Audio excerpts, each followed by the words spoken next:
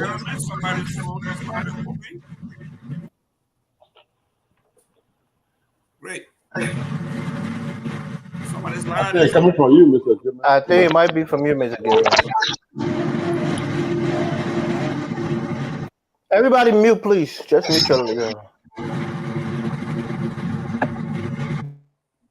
Great. Ladies and gentlemen, welcome to another edition of On Point. If it's 4 o'clock on the East Coast, it is On Point. I am here with some great minds from the Republic of Liberia. We have a special guest that we are going to be introducing to you. She may be new to you, but she's not new to the international community. As far as the embassy and the rest of the world is concerned, she's a great advocate for issues in Liberia. 2 particular issues of interest, issues of pre-literate folks, our young women, and to some degree, some young men who have never been to school, don't know how to read and write. It is her duty, her calling to bring these folks into the fold, educate them, bring them up to speed. So this is our call. In life, everybody has a calling. You have to decide what is your calling. Some people, their calling is to save souls through preaching. Some people it's through medicine. Some people it's through giving. Some people it's through advocacy. She has chosen to pick a gap in Liberia that nobody talks about. Everybody that goes to Liberia wants to open a university, wants to open a private school, wants to open a computer lab. But there's a great segment of our society that have been swept under the carpet or on the side of the road. And for some reason, this young, beautiful woman decided that is what she's going to target, that particular demographics. As difficult as this topic may be, because if it were easy, somebody would have done it by now. But she decided that everything in Liberia has been targeted, even though government cannot do everything. But she decided that this is a project that she's going to target. We are asking you to share this show, gentlemen, with everybody within your, go ahead, everybody within your contact and your network. Please share the show. In the public, ladies and gentlemen, please share the show. You are in for a treat. You are going to hear from somebody who just came from the Republic of Liberia, who have lived with the folks, talked to them, understand them. She's going to tell us the difficulties of dealing with this population, what it takes. We are going to go around our table, discuss what is it that we can do collectively. We have always championed the fact that government cannot do everything, and ordinary folks doing ordinary things. And actually, it is our job to stop the politics, stop the criticism. It's time for us to put our mouths where the people say, hang your hat where your hand can reach. Everybody hand can reach at this level because it's at the lowest ebb of our Liberian society, our economy, our education, our healthcare. She's here to talk about it. We are going to go around the table. Our guest, Ms. Wornee, introduce yourself. Tell us who you are. What is it you do? Why are you here? And then we're going to go around the table. Thank you, Mr. Gilman. And it's actually an honor to be here. My name is Corina Wornee. I am a nurse educator. I got my bachelor's from Mother Patent, so I'm a registered nurse. For the past 10 years, I've seen myself in the education field, working with students, working with kids, ensuring they are learning.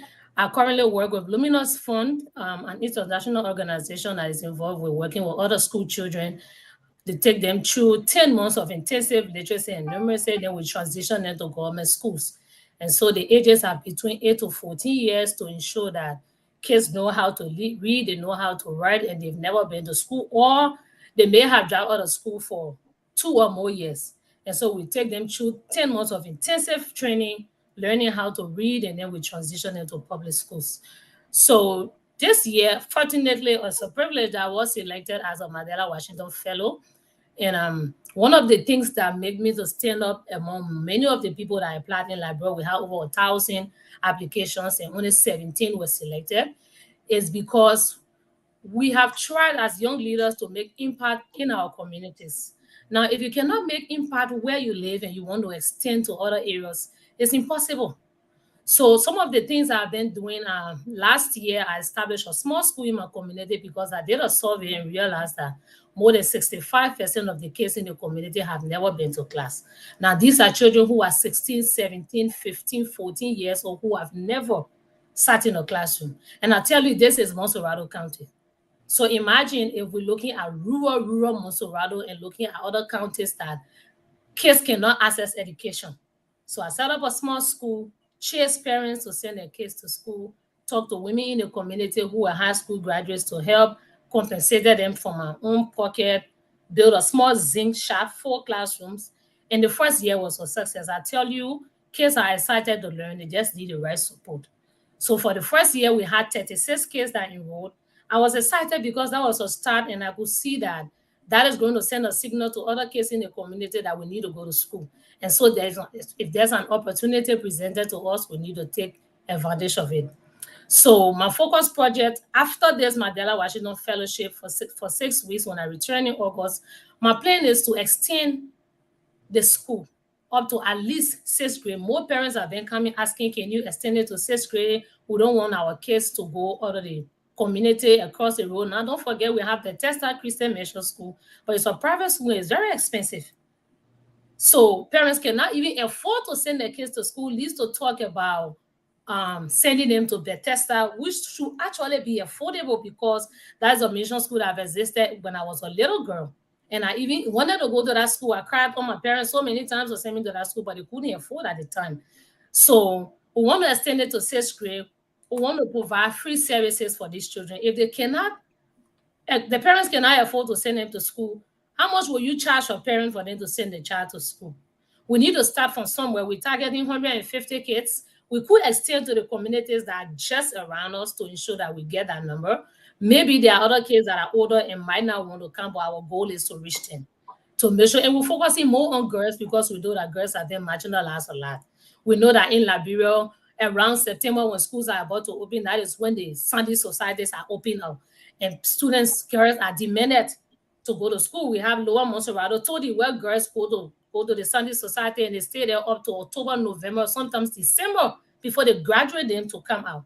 So if we focus on getting the girls in school early enough, around late August, early September, then we can be able to break that barrier of ensuring that they stay in school and they don't have a chance to go to the Sunday society. So that is what I've been doing for support of voluntary service to the community. I have a couple of women who are so very committed. They are in school every day, ensuring that these kids are there. And we look forward to expanding next school year. Excellent. Mr. Gay, could you introduce yourself, please? Thank you very much, Sis Corina. This is very intriguing. I have something similar, but not as holistic as yours is. I intentionally decided to do something in Grand Jude, where 40% of my scholarship will go to boys and 60% will go to girls. 60% will go to girls. I didn't start at the primary level because I found out many girls when they graduate from high school, nobody to support them in college. So I decided. Mr. Gay, please introduce yourself first. Who are you and what is it you do? My name is Anthony Gay. I'm a librarian here in the United States, and my background is in telecommunication and data networking infrastructure. So that's my area of expertise. So if it comes to technology, infrastructure is my area specifically. I work in this field almost 2 decades now, so I've been in that field forever. But when I heard about your story, I was very intrigued that today we don't have to talk about politics. We have to talk about something that is beneficial to all Liberians across the aisle, and whether it's your relative, your cousin, your siblings, whatnot. This is important. This is very unique to Liberia. And when I heard you are targeting people that never had the opportunity to go to school in Liberia, and you are going after those groups, it's a demographic that are lost in Liberia, and not many people talk about them. And this is a huge percentage of the population if you would do a census. It's a very huge percentage. Part of the reason why they are lost is that Liberia has enormous challenges. And if you will start listing all of the challenges before you even get to that, people will say, okay, when we get to this level, we'll get to them. They think that they don't forget about them. But I think talking about it, taking the initiative now, will shine a light on on those individuals and that particular demographic, so that people will take keynote to that. So I really, really admire your coverage. Your courage. I mean, I admire your tenacity, your willingness to do this. I've been to Liberia and I know how tough it is to start a non-for-profit organization out of your pocket. It is not easy. There are not many opportunities in Liberia for you to explore from. So thank you for the courage, the courage, and thank you for the willingness to just say, you know what, even though I'm a registered nurse, I can benefit from this field and I'll go to work and just save life. But no, you took another dimension to this aspect and say, you know what, I got to bring a lot of people along. They cannot be left behind. So I want to say thank you. I'm impressed. Thank you very much, Mr. Gay. Mr. Kamara? Yes, sir. Yes, sir. Thank you for having me. Welcome, ma'am. Thank you for a job well done. I mean, these are the kind of things we want to see in the society. We're just experiencing this overall polarization. See, Gilman, all he does is talk politics all day. I know. And here comes a young lady who is undertaking a challenging endeavor. And I really appreciate it. I'm a Joseph Burkett man. We don't have professional. We have no specialty. So I will not introduce myself in that. Like, I'm Aliyu Kamara, and as you can see, the ANC guys on here will tell you they're professional. We don't have one. But let me tell you, thank you again. Thank you so much. My concern though has to do with this proliferation of schools. I understand you are trying to empower women in terms of human development. What measure are you putting in place in terms of quality? Mr. Kamara, we got You said, it. Jesus said, can we ask the one question? I got the program outline. We're going to discuss that. So I shouldn't have a question. Okay, no problem. But she already got my question. Okay. When she come back, she will answer it. No problem. Okay, thank you. Mr. Elvis. Thank you. And hello to you. My name is Elvis Morris. I would say I want to thank you for your initiative, although I have some reservations. And I think as the show goes on, I'll ask my questions to be more poignant in terms of what you're doing in the, kind of what Mr. Kamara was getting to. But I want to say this, this is political. I'm not going to take the line of it not being political. We want you to introduce yourself first. Who are you? Where you live? Where you Yes, I'm Elvis Morris. I'm from Minnesota. I'm a panelist on the show, But my point, George Weah. Hold on now, my man. You hear me? Everybody hearing me good? Yes, we're hearing you. Right. So yeah, I'm a CDC sympathizer. It's not a secret. But the point that I'm trying to make is that these are the examples that we should be looking for in our political leaders. People who are selfless, not people who live on government money for their whole lives. People who see the initiative and take the lead to help their community. And we know that foundational education is imperative for a child to grow up to be somebody in Liberia. And one of the things that intimidate young people is, their literacy level. If you can't read at the level that you are supposed to be reading at, you become, discouraged. Even in this great country, when I was going to school, I was an excellent reader. I was in an Excel reading class, but other, people who from Liberia who couldn't really speak the language well, there was ESL, and that kind of, discouraged people. So I think what you're doing, trying to, bring these young girls up to par to be literate, to be able to read and write, that's important because that gives them the courage to read books on their own, to become more, research oriented, looking for information on their own. So I'm impressed, but again, like I said, I have some reservation because we've seen, other things that happened in the past, and I want to, bring some comparison to that later on, and you can go more into details on what you're actually doing and how effective you are in that community and what you're looking for in terms of future growth. So thank you for being on the show. We appreciate your coming on.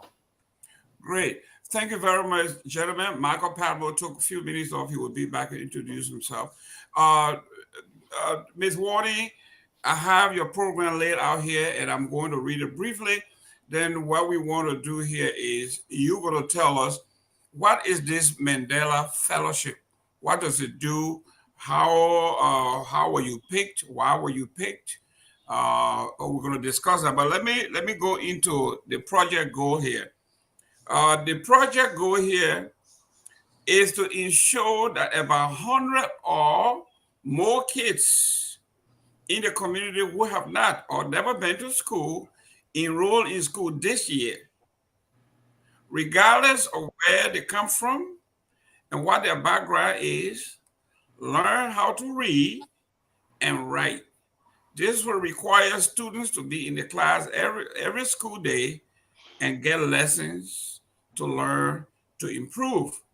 And then it says here the objective, which is when I was doing grant evaluation, this is my meat. This is what I look at. What I look at is everybody can write a glossy grant or proposal. They put it in beautiful papers and all of that. And the question we ask is, can you as a writer do what you say you will do? And if the answer is yes, how are you qualified to do this job? So from what I can see here, and when you look at her resume, she's an educator. Not only that, but she's a healthcare provider and have been in the field for so long. So not only that she's qualified to do it, but she also a trainer. So she can go ahead and train even more trainers so she can multiply. So these are the folks that we are looking for when we are giving out grants, that this is what we know that this is going to meet its objective. And then objective 1, it says here, understand and conduct an assessment about what the issues are preventing children from coming and going to school. This has already been done. And the timeline she gave herself, June through August 2023. And the comments area, it states that it is ongoing. Then the next piece is to understand and conduct an assessment about what issues are preventing children from coming and going to school. This has already been done, and she gave herself the timeline. So you see the objectives, then you see the outline, and then you see the timeline. So we are not just coming to you and telling you we want to save girls. We want to tell you why we are saving them, when we are saving them, and who's going to save them. So we have those. Tell us about the Mandela Fellowship. How were you chosen? You said there were 1,000 people applying and 17 were chosen. So you are one of the 17 out of 1,000. That, for you who are into statistics, the odd is very, very, very, very, very high. Tell us about the Mandela Fellowship and how you came to be. So, thank you. The Mandela Washington Fellowship is a flagship of the U.S. government. So the taxes you collect here, the taxes you pay, it is what the U.S. government uses to contract RX. RX is the one that implements the fellowship for young African leaders. So they put out the application. If you are a leader in your country and you've made impact in your community in whatever ways, you apply. The application process is rigorous. They always have the link on LinkedIn, or the link is on Facebook. There are people who will share it on Facebook. So when you're active on LinkedIn, every day it pops up on your page. This is time to apply for the Mandela Washington Fellowship. Fellows are selected from their various countries, about 28, if I'm right, 28 different African countries, to come to the US for 6 weeks to take on courses in leadership and be able to improve their leadership skills. So the application happens between July and August every year. I think last year, August or so, when I applied, and you have to be between the ages of 21 to 35. So when I applied, I was 34. I'm like, am I going to get this? But it's rigorous. You take your time to apply, you answer questions, you talk about initiatives you've done in your community, what voluntary services you have done. And then once you submit your application, the U.S. Embassy will send you a confirmation that they've received your application, and it will get back to you if you are selected for shortlisted. So it takes some time, you kind of forget it, and then in January, they shortlist. So they take hours, according to the U.S. ambassador in the public diplomacy section, they take days and hours to review each application, over 1,000 applications. Then they shortlist about 60 to 75 young leaders who they think have outstanding community initiatives, where people who have had leadership roles, people who are actually taking a lot of initiatives in their community. Some people are working in agriculture, but they come from different backgrounds: health, education, agriculture, and so forth. So when they shortlist you, you have to appear to the embassy for interview. After that interview, you have to wait for additional 2 months to get your final selection list, whether you've been selected or not. So they will have 18 fellows as finalists, and then they will have some that are on or like a backup list, or what we call alternate list. So they are there, and then once you're selected, then you also have to go through interview, like a complete visa interview at the embassy.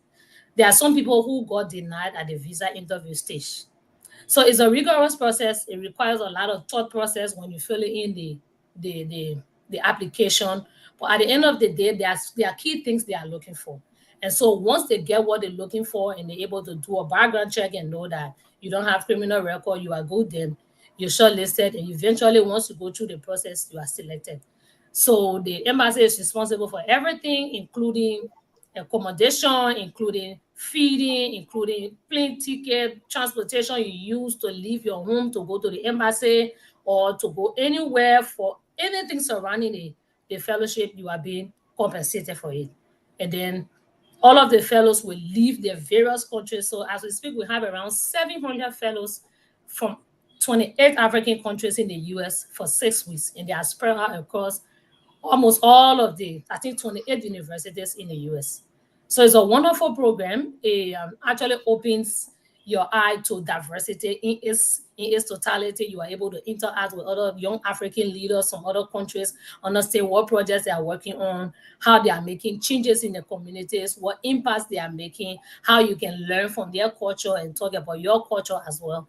So it's really a great program, and I'm really honored and privileged to be a part of it. Thank you. Mr. Padmo, can you introduce yourself real quick, and hopefully you were following? Yes, I was. Hi, my name is Michael Padmore. It's so good to meet you, Ms. Wornee. I'm very interested in what you're gonna do. I'm a Liberian. I live here in Minnesota, and do a lot of work in Liberia. So I look forward to the discussion. Great. Ms. Wornee, we're going to have an interaction here. Ladies and gentlemen, please share this show. We are on several platforms. Later on, there will be people watching from YouTube. We're going to put it on most of our different platforms. So we will want you to have uh, information available as to how we can reach your foundation, whether you have a website, you have a Twitter account, what other platforms do you have to enhance your message? We want to have all of those. So I'll go back to Mr. Kamara. Mr. Kamara, do you have any questions or anything that you want her to discuss?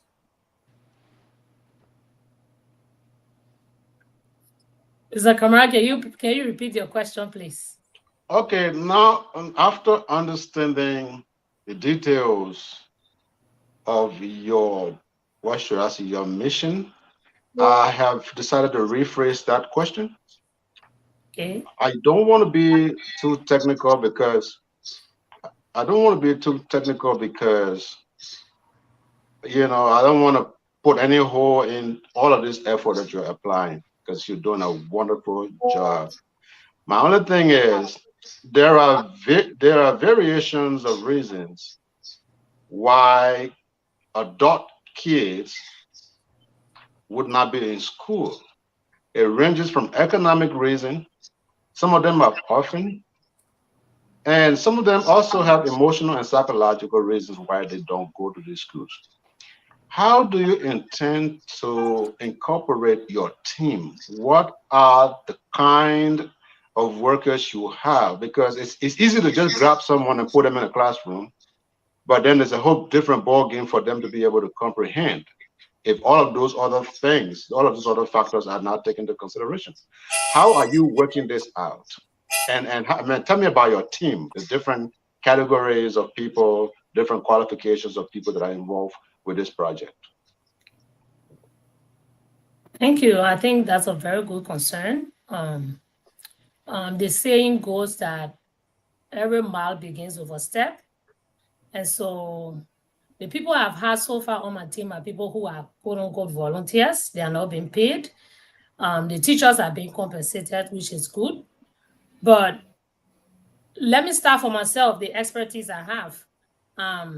As soon as I came for the fellowship, I was promoted to Global Safeguarding Lead for my organization, which means that I've handled child protection cases for my organization for the past 1 year. Counseling, follow-up, ensuring that kids are safe, ensuring that the class is a safe place for them, and those who have issues either living with guardians or people who took them from other people to live with them and they are struggling, I'm able to talk to the parents through our team supervisors and ensure that they are well taken care of.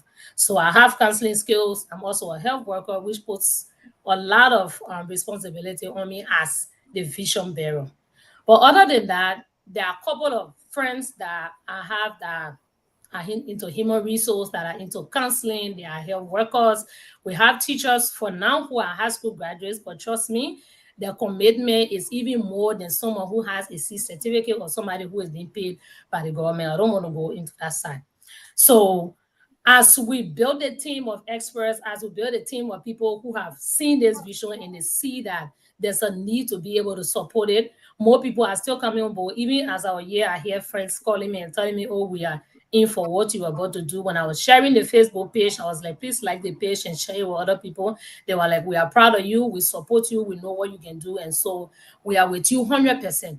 So as you grow your network, you get to realize there are experts and professionals who come from different backgrounds who are able to support what you want to do and how intentional you are about it. So I'm not going to boast about having the best team in the world, but I know I have people who believe in this dream, who understand what I want to do. They've also grown up in such areas. They didn't have the chance to go to school. Some of them came to go to school just because of friends or family supporting them, and today they are where they are. So their hands are wrapped. They are all professionals. I know that once we start kicking off on this project, we will continue to learn and learn as we go on. We'll continue to fail in some instances, but of course, we will learn and be able to learn from our experiences and become better experts. Let me make a follow-up. Just a follow-up, 1 minute. Yeah. I understand everything that you're saying, but I'm being a little more pragmatic here. I want you to tell me the people who you have, a member of your team, tell me their various background. What are their training? Did they go to school for education? Do you have psychologists working there? Another thing I need you to at least pay attention to my point is, if a child is the breadwinner for his or her family, or for her family, because we're talking about girls in this scenario, and you bring them to school and the mother is old, she cannot go and fend for herself. She depends on her daughter. The mother is hungry. Do you expect the daughter to come back there the next day? There are blind people in the streets who are covered by their sighted children. Without those children, those blind people cannot survive. What I'm saying is, in order for you to start a project like this and for it to continue, you have to have a 9-year plan in place. Tell me some of the plan you have in place so as to keep these people actually in class so you can achieve these dreams. Because if you open a class, you put them there, and 2 days later they all disappear, and what is the difference? That's what I really want to understand. What's in place for all of these other things? Of course. So these people are not into education, just like me. I'm a registered nurse, and I'm not restricted to the hospital. But nurses are educators.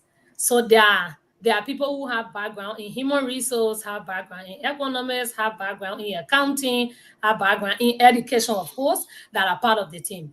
Because if we get to a point where we want to start putting people in one category and say because you do not have background in education, so you cannot lead an education project, then we wouldn't be treating everyone fairly. Even me, who is a vision bearer, you wouldn't be treating me fairly. But I can assure you that these are people who have bachelor degrees and more, and they have worked with me for a couple of days, couple of weeks, couple of months on different projects. We even have a savings club that is running. It has been running for the last 3 years, and people are getting their money. We have a catering service that runs and caters for people. So this is a big team, and it's only the education aspect that we're looking at. Now let's talk about kids that are older. So we have a range. Our kids are between 4 to 16, 17 years old. And the reason we choose these kind of kids, even though we haven't had a situation where a girl in the school is a breadwinner or in the community is a breadwinner, that's something we look forward to seeing. So there are cases where 16, 17 years old are breadwinners. So when you look at the plan that Mr. Gaiman has, it has community engagement aspect. There are processes to community engagement that will lead you to helping a girl to understand that you can still dedicate this time to school, and you can still dedicate this time to selling, or you can dedicate this time to selling cold water, or dedicate this time to doing whatever you are doing that will bring in income before. But the bottom line is, once you engage parents, you get their consent and you are able to understand for them what their needs are. What do I need to do to ensure that my girl is in school? What do I need to do to ensure that she's going to school every day and leaving by 2 o'clock, but she still has additional 4 to 5 hours to be able to sell and be able to bring in a little income? So as the time goes on, you will understand that the girl will begin to understand, especially when you have somebody who counsels her and tells her, oh, I know this is a hard thing for you, but you can be in school up to 2 o'clock and go still go and do something and focus on your education. There will still be a plan for her to be able to support at home at the same time, still learning. Because the bottom line is, if she's supporting her family and she's not learning anything to change her life for tomorrow, she's going to continue doing that same job for the next 10 years. And nothing about her is going to change. Her mindset is not going to change. She's not going to change the way she looks. She's not going to change the way she behaves, because nothing about her has changed. So as the program progresses and it gets bigger, you will understand that a lot of people from different backgrounds who are breadwinners will come in, but want to limit the age group, because we know that after 17, 16 years old, the girl is 18, 24, 25. She's really focused on something else. She may have even had children to cater for. And maybe another organization can focus on how they can support those kind of girls. But we try to limit it from 4 years old to 17, 16-year-olds, so that we have a group of people we're dealing with, and we don't have to struggle a lot on how to get somebody from the street, or how to get her from her boyfriend's place to come to class, or how we take care of her kids before she comes to school. Great. Ma'am, before we go any further, can you give us your contact, your telephone numbers, your email address, your website, your Twitter account, whatever you have, before we go to Mr. Padmore here? Can you give us the information? I'm going to repeat it over and over, please. Go ahead. Oh God. Do you want my US number or Liberian number? I prefer to give my Liberian number. Get a Liberian number where they can contact you. Where they can contact you. 231-874-844. That's my WhatsApp number. And so anybody can contact me on +231-874-844. My orange number is +231-0770-367303. Great. My email is warney.corina@gmail.com. warney.corina@gmail.com. Great. My Gentlemen, Facebook is Corina Wornee. The page of the school is Anointed Minds Preparatory School. So there's a whole lot. Once you contact me on WhatsApp, I can provide any other information you need. Great. Mr. Padmore. Yes, we apologize for the old people here and the accent, but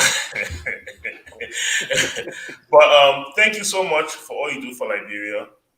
I guess my question to you is, the demographic that you are working with is a very, very large demographic.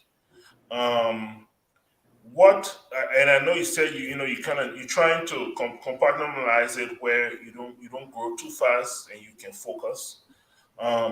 So I guess my question to you is, for those who are interested, besides what you are doing, but if others are interested in linking up with you, is that something they can do right now? And what do you have available right now that you can start building with them? I guess beyond where you are right now, beyond the location of where you are right now. Okay, so I'm struggling to understand the question, but let me Okay, see if I so understand right now it. you're with a school, a specific school, right? And you're Yes. working within that school. Are you open? Yes. My question to you is, are you open to working with the people who are desirous of working from other institutions across the country? And get out. Of course, I think it's about having an open mind, being willing to learn from others, and also being able to talk through what the possibilities are. Trust me, during my leadership session here, I learned something about shining balls.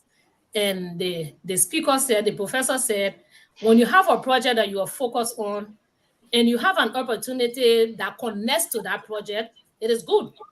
But when you lose track of the project you focus on and you start looking at establishing football club or looking at building universities, then you've lost track because those are shining balls.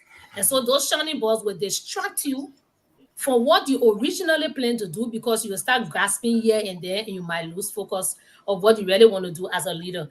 So what I think I can do, and I'm open to working with a lot of people, is anything concerning education I'm in. I'm ready to supporting girls, 60%, as Anthony said, and of course, providing equality for both boys and girls. Yes, I'm into it. I wouldn't be open to opening a pharmacy just yet, even though I'm a nurse, but I'm focused on the education part and I'm mostly focused on primary education. Somebody mentioned that primary is the foundation, and that is the foundation I'm more concerned about. If some of us didn't have the foundation today, we wouldn't be here. Great. Okay, I have one more question. So my other question to you is, the school that you mentioned, what part of the country is it in, and why did you pick that particular school? It's in my community. I'm from Liberia. It's right at the back of the Bethesda Christian Mission School on the Robertsville Highway. I picked that community because that's where I live. That's where I built my house. So when you start from your immediate community and people in your community can feel your impact, then you are able to expand to other communities. But if you can't make impact where you live, I'm sorry, like you can't make impact in other communities. You need to have a feel of what it looks like around you before you can make impact in other communities. Excellent, excellent. And this is what we are talking about. On this program, we have always talked about local government. This is very similar to local government. If charity begins at home. If you can't do it locally, everybody that want to run for president in Liberia, if you can't control what's in your neighborhood on your block, it's impossible to say you're gonna do the whole thing. Now, when I was a CEO in the United Way system, one of the things I used to tell the folks, and they will come to Mr. Gay, is the fact that we would say, you are running a program, but you want to build a network. You want partnership.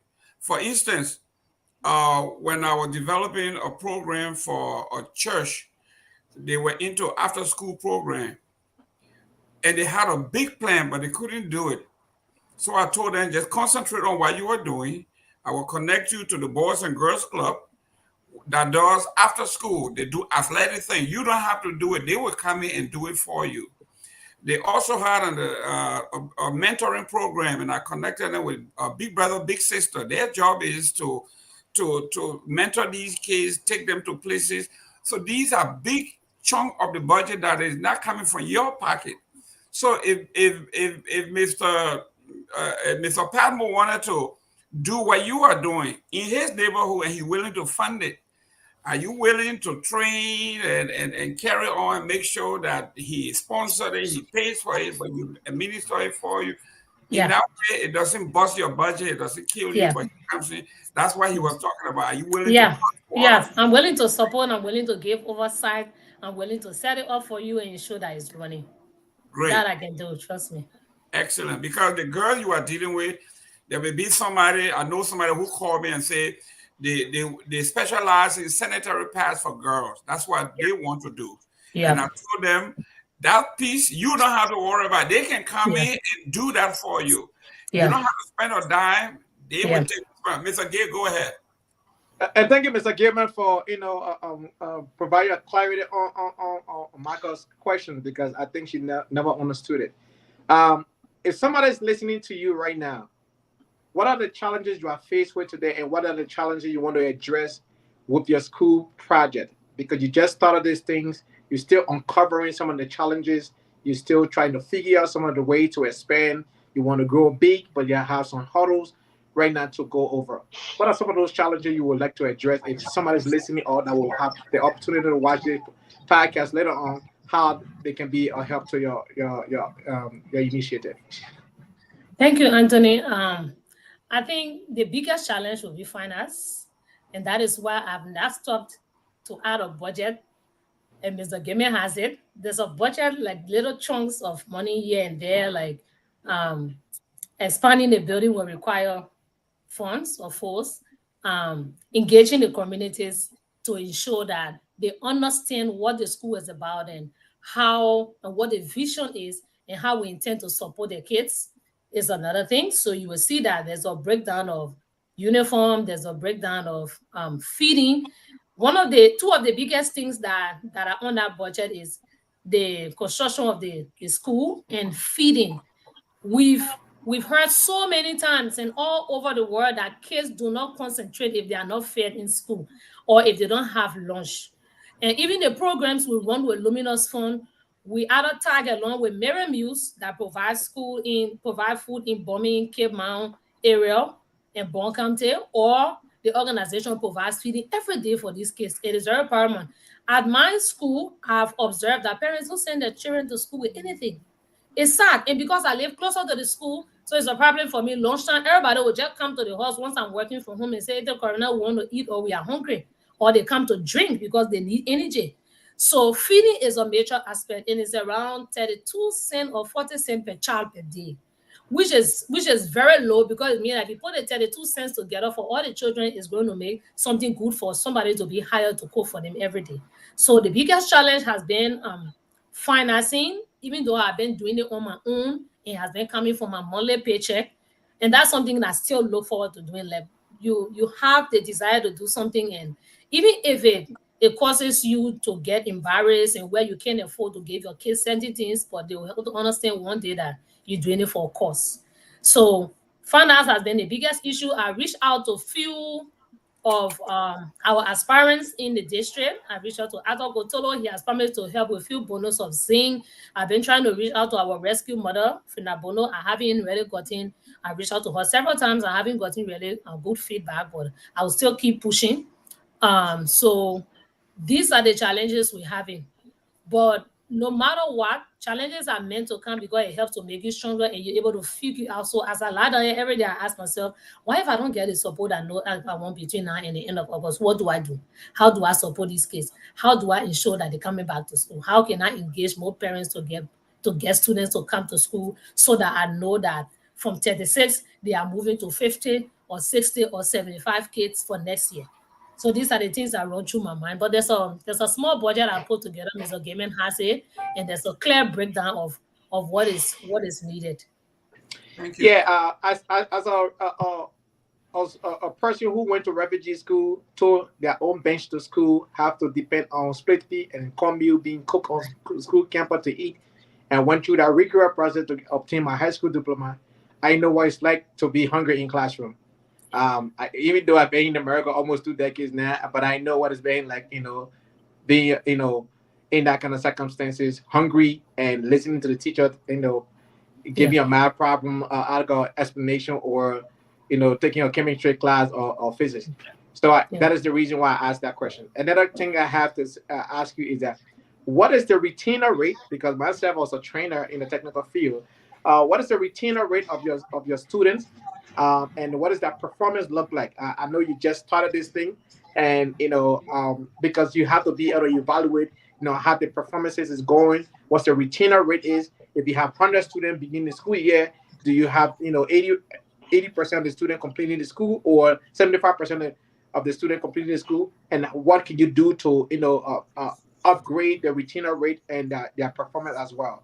Have you done any assessment to that aspect since you started?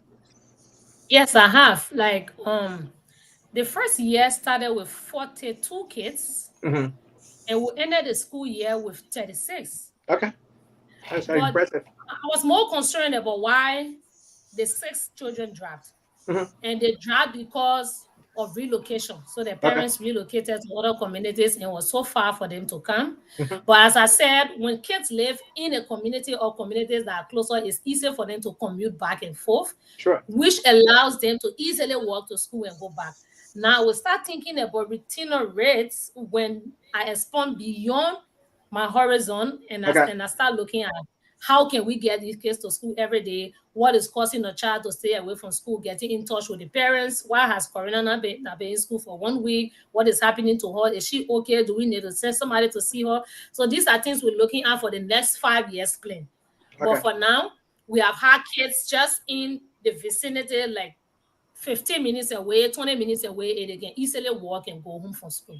Thank you. All right, this one is not a question, it's a recommendation or a suggestion to you. I know you mentioned about the feeding, but you kind of give it, I think 85 cents per child. I want you to quantify in a way that how much it's going to cost per month for each child.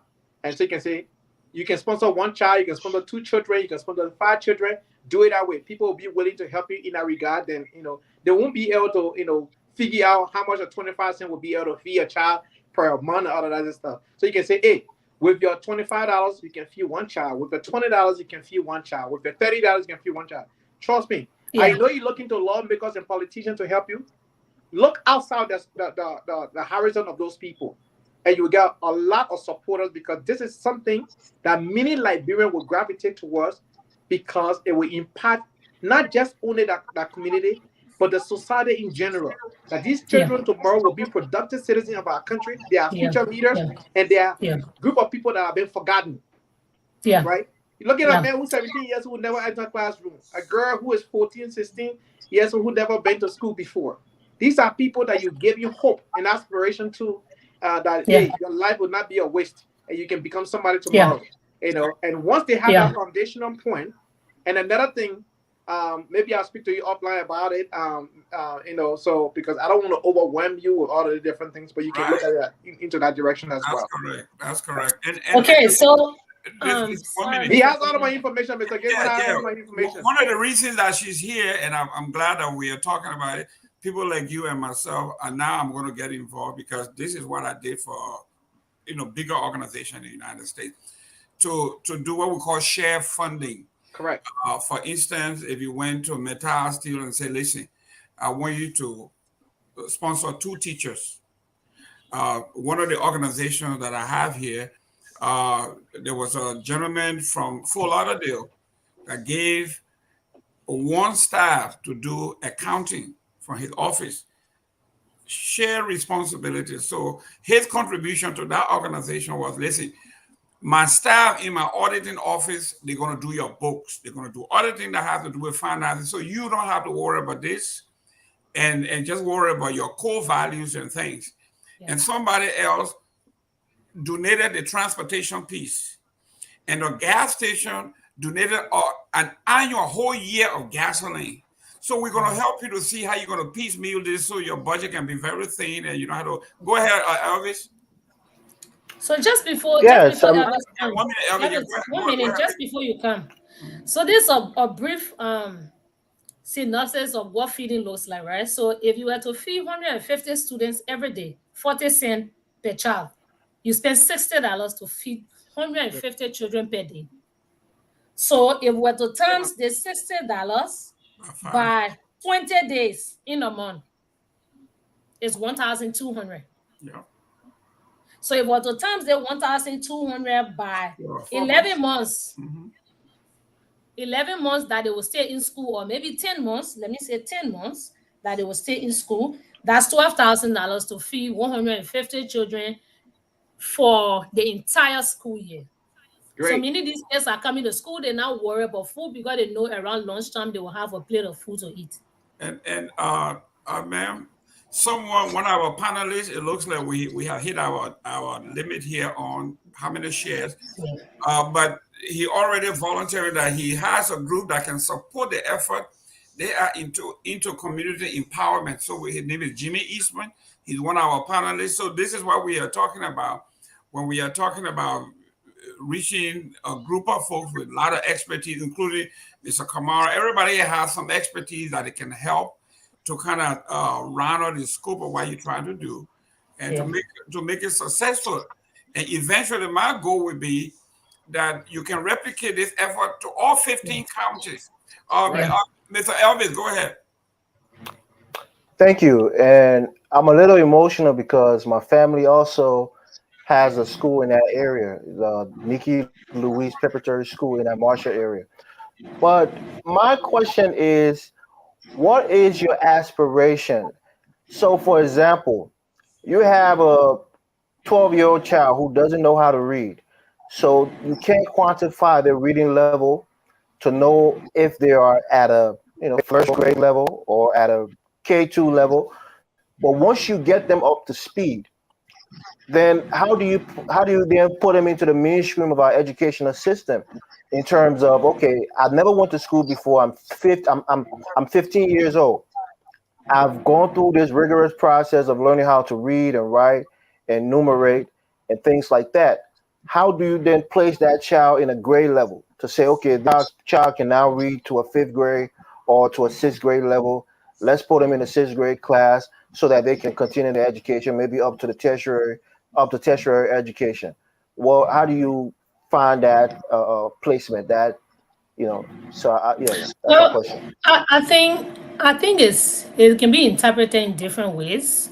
Currently, let me be practical. So we have a 16-year-old that has never been to school. Now we know that at 6 years old, you should be going to grade one. But because the current school we run was around the ECD, which runs from ABC to kindergarten, so I place her in the kindergarten, even though she has never sat in a classroom. And she's not different. Like all the other kids that are there have never been to school, even though they are 13, 12, 9, and 14 around there. So we had intensive reading, writing skills for entire 2 months. So that skill helped her to know how to hold a pencil, to know how to write the ABC, to know how to spell CANDOG, BUY, BAG, and all of that. So at the end of the school year, we are able to look at her performance and say, okay, let's compare a typical grade two. So I have a niece that is in grade two, and I also have her. I'm like, let's see how we can read this book together. So she read the book. She started with some words, of course, a very, very, very simple book. And then my niece also suffered to pronounce the words. So I'm like, well, if a second grade that is in Bible Way Mission School can read the book that my kindergarten 16-year-old can read, they are better place her in the second grade. So next year, instead of keeping her in first grade, I place her in second grade because she's on par with a second grade student and she's able to read John is my friend.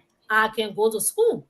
So that is what I did. So I know it's not something that is really structured, but before I could come, I had time to look at each child performance and I'm like, discuss with the teacher, what do you think? Do you think we can place her in second grade since she's already over age and she can read equivalent to a second grade student from another school?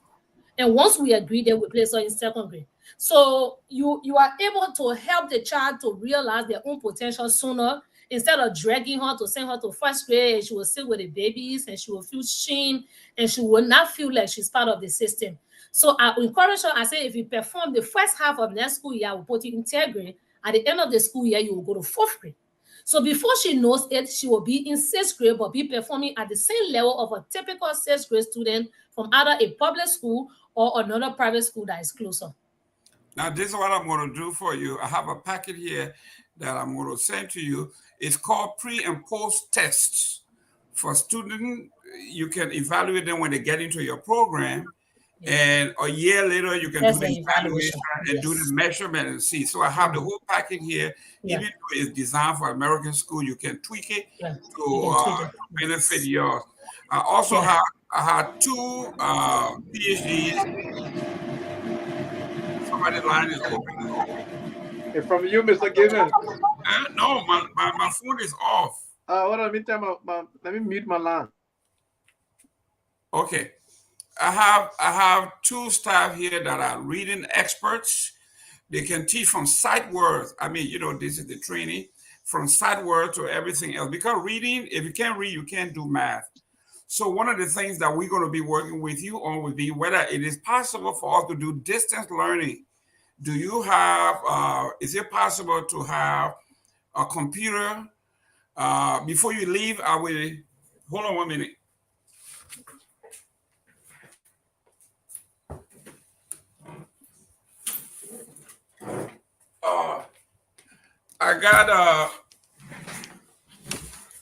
I got 15 laptops here. I will give you one before you leave.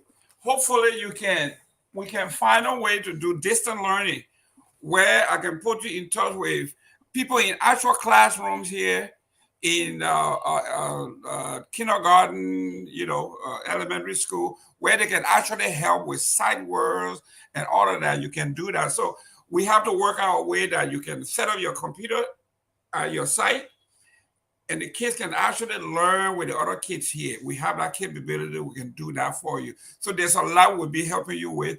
And I know Mr. Gay will help you in his way, Mr. Kamara. So this is great. If you focus it and stick with it, it would be a great thing, because there's a lot of folks that are interested, especially with the girls, because that is the most underserved population of our country culturally. I mean, every tribe, I'm talking about in Liberia, we will send our boys to school to become breadwinners, and the girls stay home.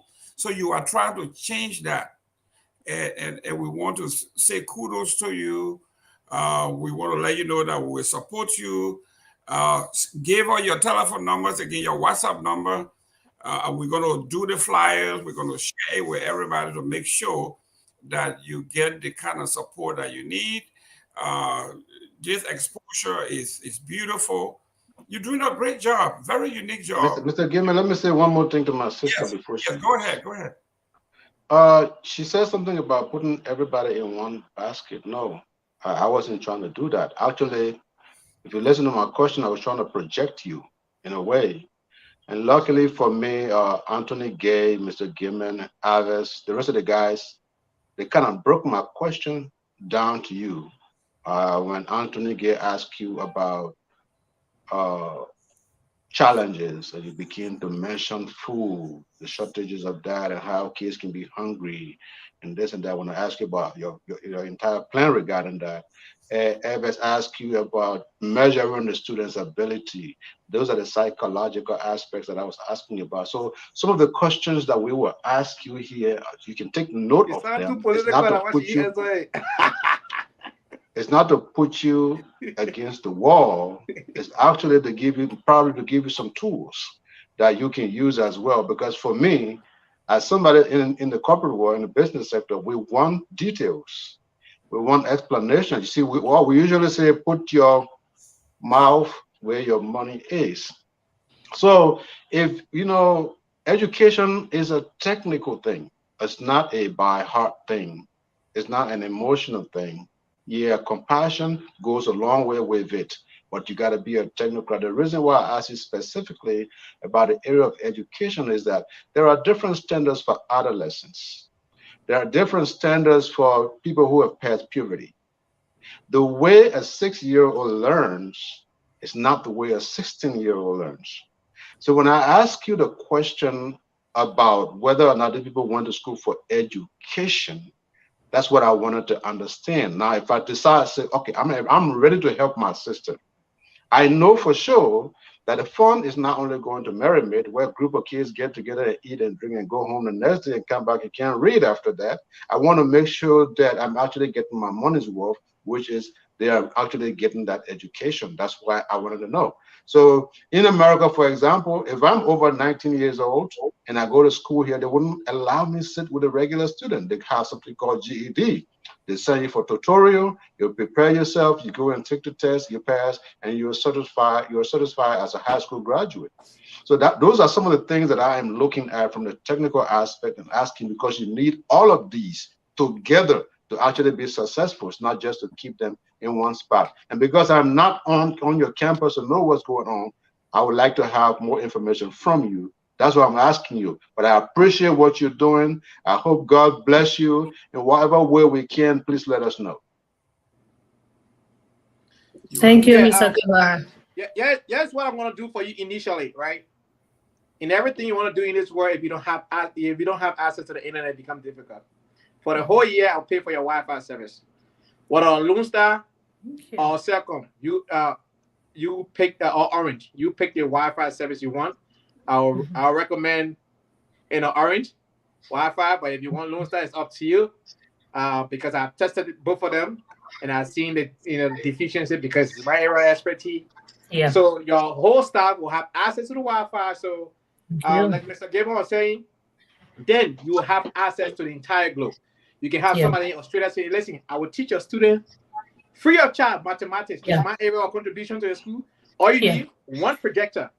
The projector projects the screen. The professor teaching from there. The students are listening. They can ask questions. The instructor can hear it from afar. We make the world a one village. Internet makes the world a one village, right? So for the whole year, my initial contribution is to pay for your Wi-Fi service. You pick the one you want, whether the orange or Lone Star. Your school will have orange free, preferably. Got it. Free Wi-Fi service, right?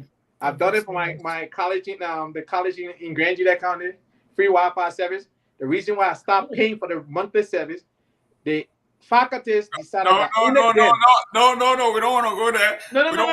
I have to say. Let's deal with the positive. Let's just deal with the positive. I was there with the positive, but Mr. Give us something good to say the truth. So because I don't want somebody to come right here and say, oh, but the Wi-Fi stopped working, right? The student, it was specifically for the students. And the student have no access to it. Right? This one is going to be for her faculties because the students still have to learn how to read and write first before they start. Yeah, they don't even have phones. Correct. So you need access to the internet. You and your faculties. The student can only benefit if we have a volunteer in the US, in Europe, and the positive world and say, listen, I'm good with science, health science. I'll teach you health science. I'm good with geography, article, history, right? Yeah.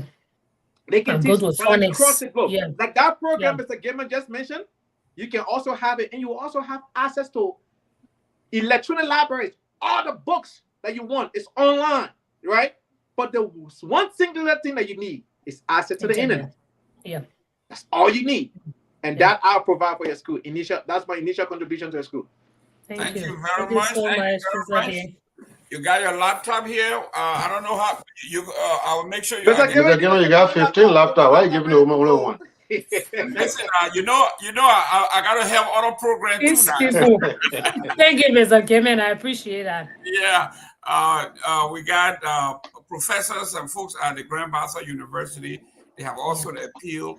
We are working with the University of Liberia, with the University of Florida. They are doing the e-library.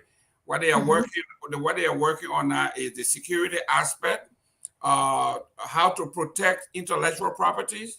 If we can, once the legal part of it is done, and we come up with a security piece where intellectual properties are secure, they will be able to share like 1.5 million volumes of educational material with the different universities in Liberia. So those are things we are working on. So we appreciate it. Before you go, there is something I know. If you don't want to answer, you don't want to touch it, that's fine. But there's a press release that came out today that, by the way, I'm a registered Republican. I'm conservative in everything. Chris Smith. Me too. Okay, there you go. I didn't know. I'm registered independent. There you go. I know. Even me, I'm neutral. Okay, there we go. The Congressman Chris Smith wrote a press release today, and his concern is this administration. There is a concerted effort by this administration to now introduce the, abortion on demand in the Republic of Liberia. Don't answer about it.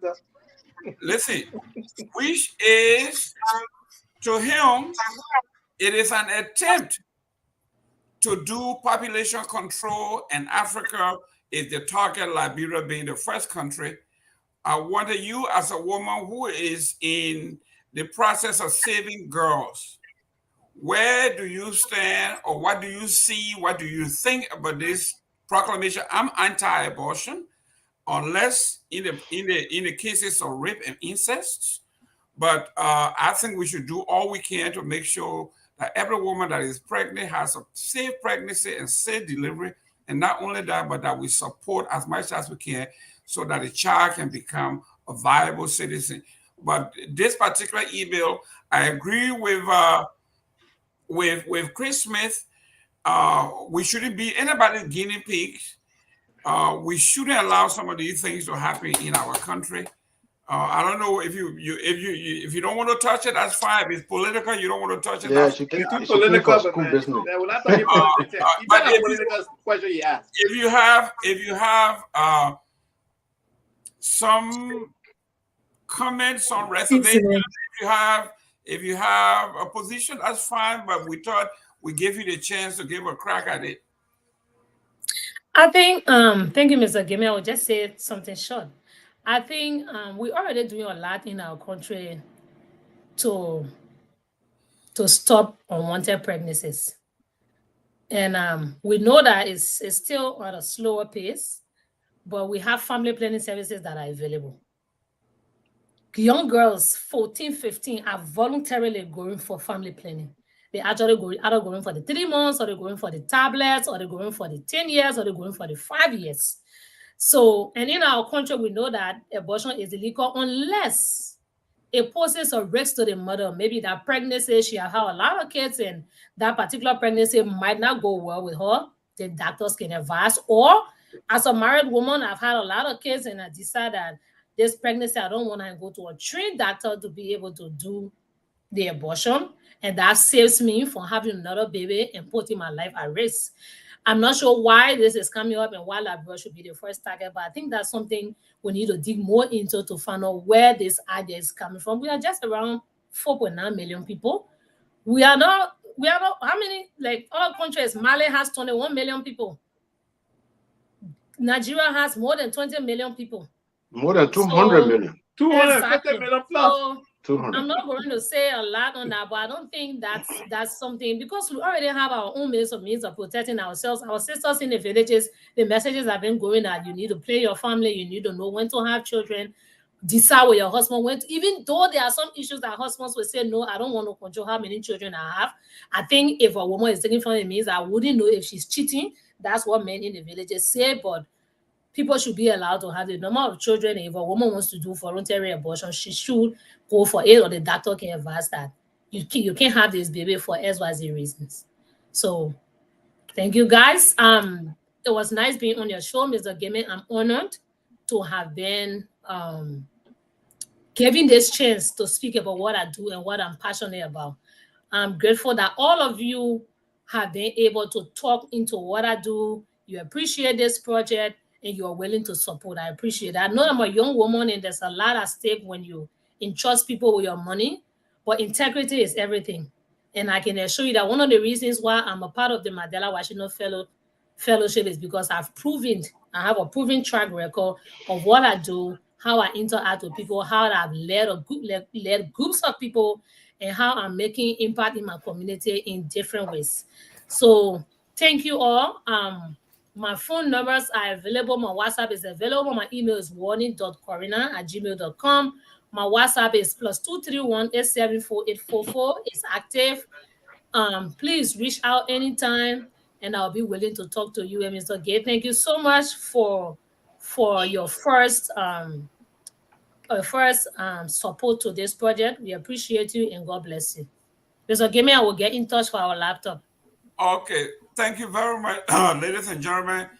You have a leader here that we all need to rally around. It's about our girls. We have mothers, we got sisters, we got aunties. This could be a program. It's in the formative stages. She's here to plead. If you are an engineer, you are an IT person, you are a nurse, anything that you do, she needs. We need nurses. She knows that. When you have a bunch of children together, you need nurses. Yeah. If you are a lawyer, she definitely does need law. So we need lawyers. If you are a carpenter and you don't have money, but you have your time, you want to give her 2 hours a day of your time for the next month while they work her, that's fine. If you are a mason and you want to come in, you want to volunteer your time to help with the bricklaying and plastering, that's fine. If you're not a mason but you got blocks that you want to contribute, that's fine. If you have cement that you want to contribute, so we all can come together and do it at a minimal cost to her. Yeah. So You are a plumber. She needs plumber. You are an electrician. She will need electrician. If you are an architect, she will definitely need you. So let us all work together. Hopefully, before you leave, we'll bring you back on when you go into Washington, D.C. and see how things go. So we can also put you in touch with other agencies that will be of help to you. Thank you very much for coming. God bless you. Let me say this before she leaves. You gotta frequent this page and other platforms frequently, especially this platform, so that you can get more awareness and so you can get more people to know about what you're doing and you can get support that way. Don't make it one-time thing. Do it in a way that you will find time at least once a month to make it your duty to come up here and share your experiences, share your concerns, all of the challenges you are faced with. Guess what? A lot of people will gravitate towards you because this is a worthy cause. I want to encourage you to continue to do this. Don't lose hope. Sometimes it will be challenging. You want to quit, but know that other people out here admire your work. Thank you. Thank you so much. So, okay. Go ahead. Your number one more time. It's FOL? Yes. Focus on Liberia. Okay, I got it. All right. Thank you, guys. Thank you. God bless. And I'll speak to you another time. Hey. Bye-bye. Bye. Okay, ladies and gentlemen, real quick before we go into our stuff, what do you, Mr. Elvis, Morris, what do you think? Yeah, sorry, my phone died. I think, like I said, it's a worthy cause. One of the questions I wanted to ask her that I didn't get the chance to ask was she kind of touched on it with the protection of these girls. We know how young girls are vulnerable in our society. We saw what happened to More Than Me. Guys were ripping young girls, giving them AIDS and things like that.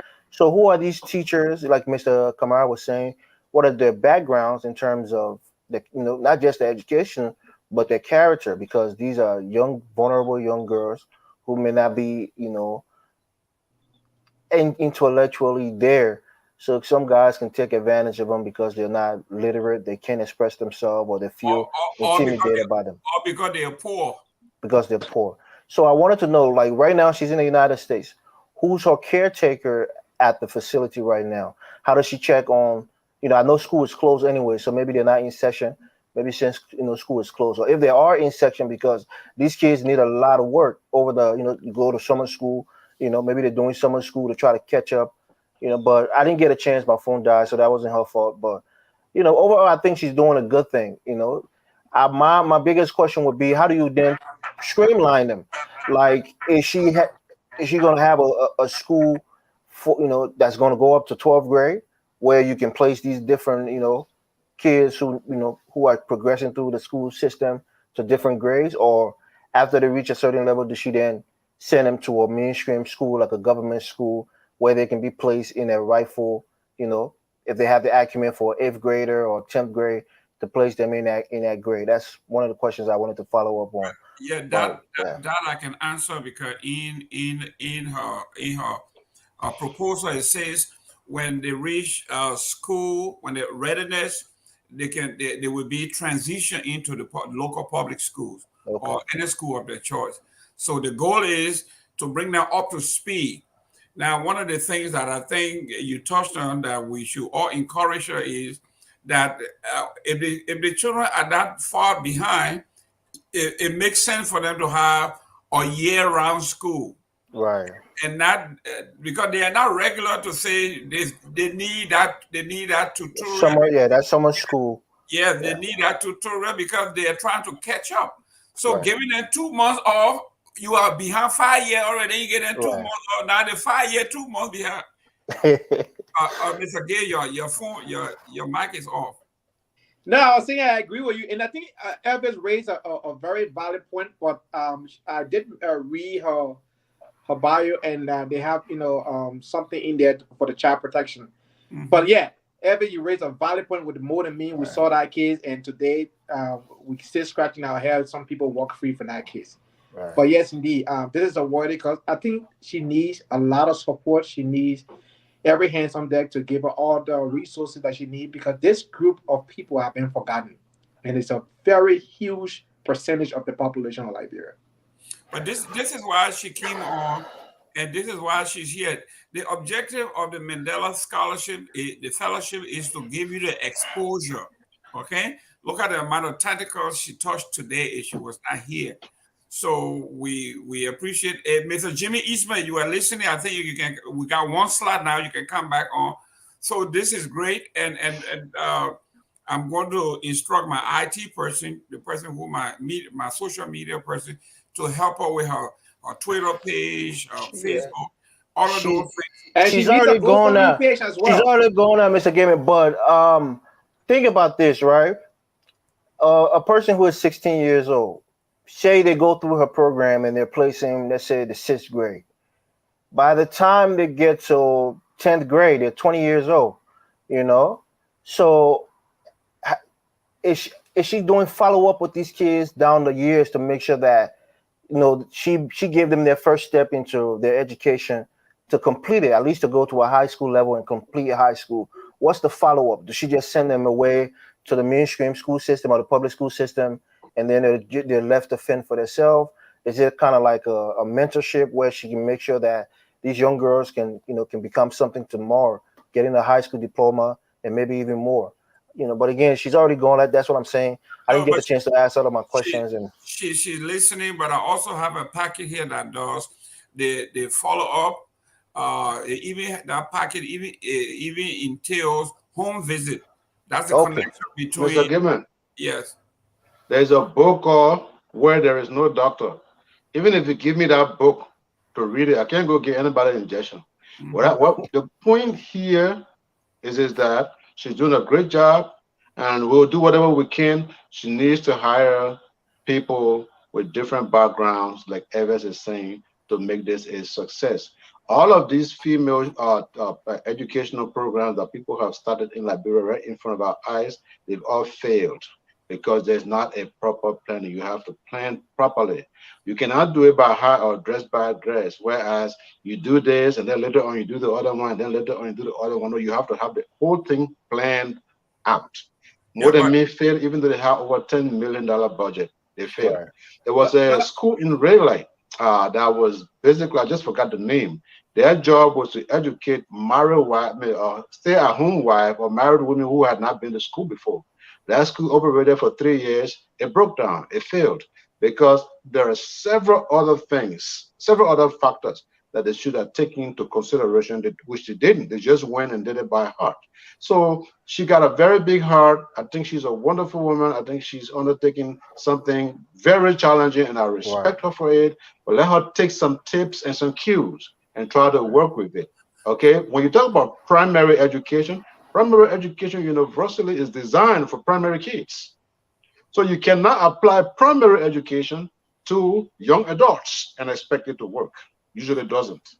So she needs to do a little more research, and with every support that she has, we wish her all the best. yes. I think to your point, Mr. Gamer, before you come in, I think to your point, Mr. Kamara, you're raising a valid point here. But I think she started something very important that many others did not do. At the very initial stage, she's reaching out, and there where we, with our very expertise, with our very background, can be a help to this program. This is a society that we cannot afford to ignore. And the fact that she has come out to do this, we all have to bring in, our bit and pieces of, ideas and where she can be a success. And that will be everybody's success, because I think she's starting on the right footing. This is a huge project. This is not a small thing to do. Yeah. Hey, Anthony, Yeah. Anthony. Yeah. You know what I think we need in our country? We need kind of like a GED system. But before you people get to who the are- GED, the person Hold who on never now. been to school cannot do Hold a on. GED. Hold on. They have like what they call alternative schools, right? Yes. For people who are dropouts or people who couldn't make it in a regular high school. Absolutely. So then They you got give it them all around America. you give them an alternative route to stay in that facility, so they won't be introduced into the quote unquote, a common population of young kids who are way younger than themselves. But you give them, like you said, a rigorous way to do things at a faster pace and catch up.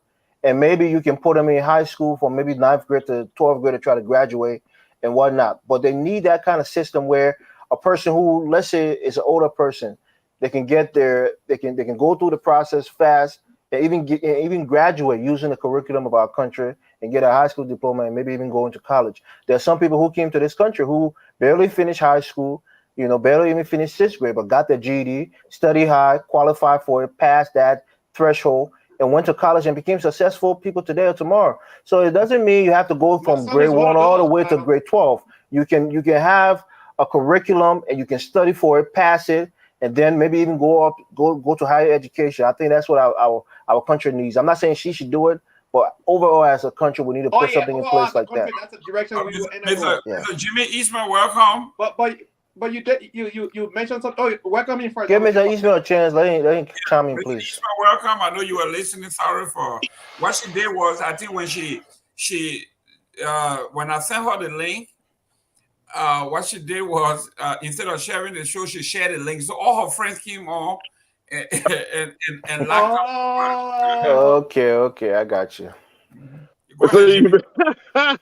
So, well, anyway, I think we have to applaud her effort. Yep.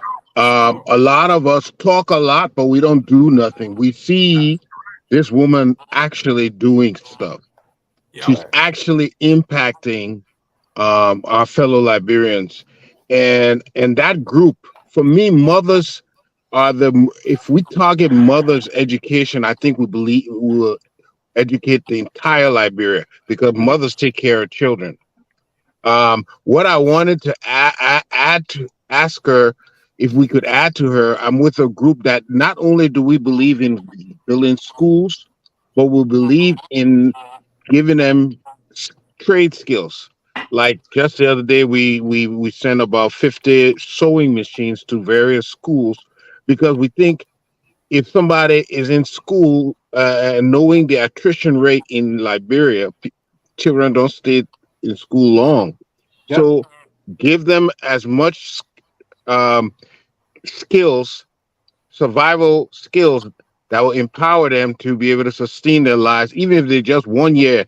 If that 1 year they learn how to sew, maybe that's what they'll be doing for the rest of their lives, if they don't even finish. So I was going to ask her if we could buffer her program and also give those girls a skill while they're learning ABC, Right. But I think she's real. Those are the kind of people we need. But Jimmy, this is why she came on to tap into all of us, because when it comes to program design, all of that, that's what I used to do for the United Way and do the evaluation. I have everything that she needs. All she has to do is tweak some of these things, that the pre and post evaluation. If a child can read, when they come into the program, they can recognize the numbers. You check them, you give them, the 6 months from now, you bring those same letters. If that child can recognize 80% of that, then the child is progressing. Then you move to the next step. That's how you do it. And I like what she's doing. Her job is not to finish high school; it's to make you functionally literate. Yep. For you to be able to read and write. Okay. Right. And if you are, like you said, the younger kids, once those younger kids are brought up to speed, she said 1st grade, 2nd grade, those kids have never been to school. Those kids are easily remedied. You can send those kids, they get into the 1st, 2nd grade, they rarely, you can send them to the regular school. Now, the young adults, those are the ones that would benefit what Jimmy is talking about. Yep. Okay, we're a little too old to be ABC. We can just learn to read and write. When we can do that, now we can go into our vocational training. And all of that. So, I mean, she came to the right spot, and I think she's going to be helped. I'm going to give her your information. And I know your organization has criteria that she has to meet, and all of that. She will go through the process. I will help her with the United Way, even though they don't do anything outside the United States. But it would be very, very helpful individually in helping her do a lot of stuff.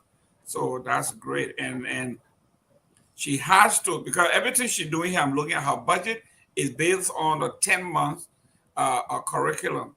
And that won't cut it. For kids who are behind, you got to do all year round. And obviously, it requires money. So for you to have an impact, do a small group, a cohort, a small group of kids. If you're taking 20, stick with that 20. Work with them for a whole year. And when they progress, then you go and sell and add on, as opposed to doing 200 at a time. Start small, do well with that, use that as your model, show your success stories, and then you move on to add more. Mr. Padmore. Yes, let me apologize. It's been kind of I thought it was going to be a lighter evening, but I had to be pulled away for a little bit. But I followed along. And it was a very, very interesting. I can't wait to see what she does in her community and how we're able to replicate that across the country. I think it's a great initiative. It's always good when we see private citizens taking the initiative to start to engage in such. I'm hoping that our viewers learn a lot from it, and I'm hoping those who have more ideas, will be willing to step in, and help replicate this, because I think we need it. We need it all over the country. Yes, indeed, all over. We need. I mean, you can imagine. It's tremendous. It's tremendous. And Mr. Gay was talking about something. Mr. Gay, I keep hearing you in telecom. I myself, I've been designing and building telephone networks for 25 years. Oh wow, you're my big brother in that area now. I'm behind you. I'm 18 years plus. Okay, but I see, you offer them some Wi-Fi connection for the internet, which is amazing.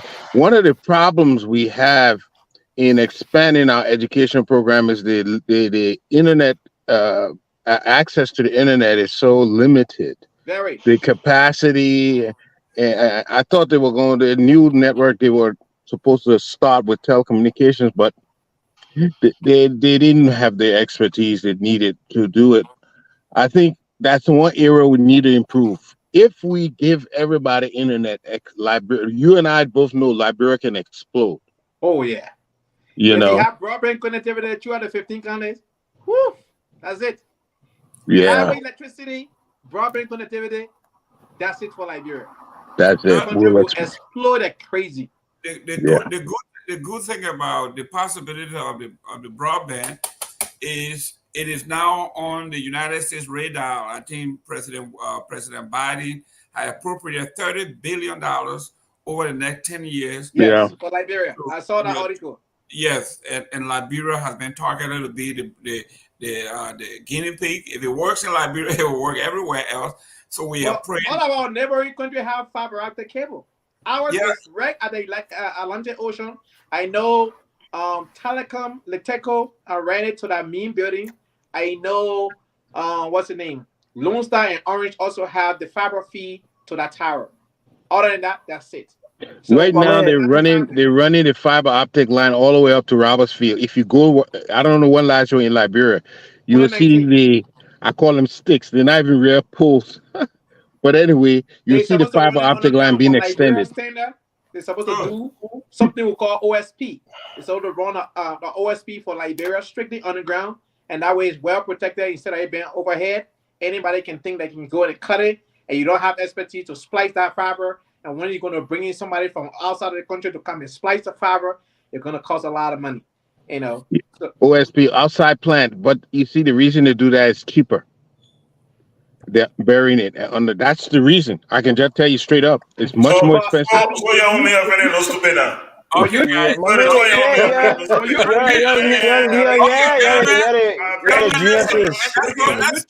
Like I've done. Boston in Pennsylvania, all the way to Harrisburg.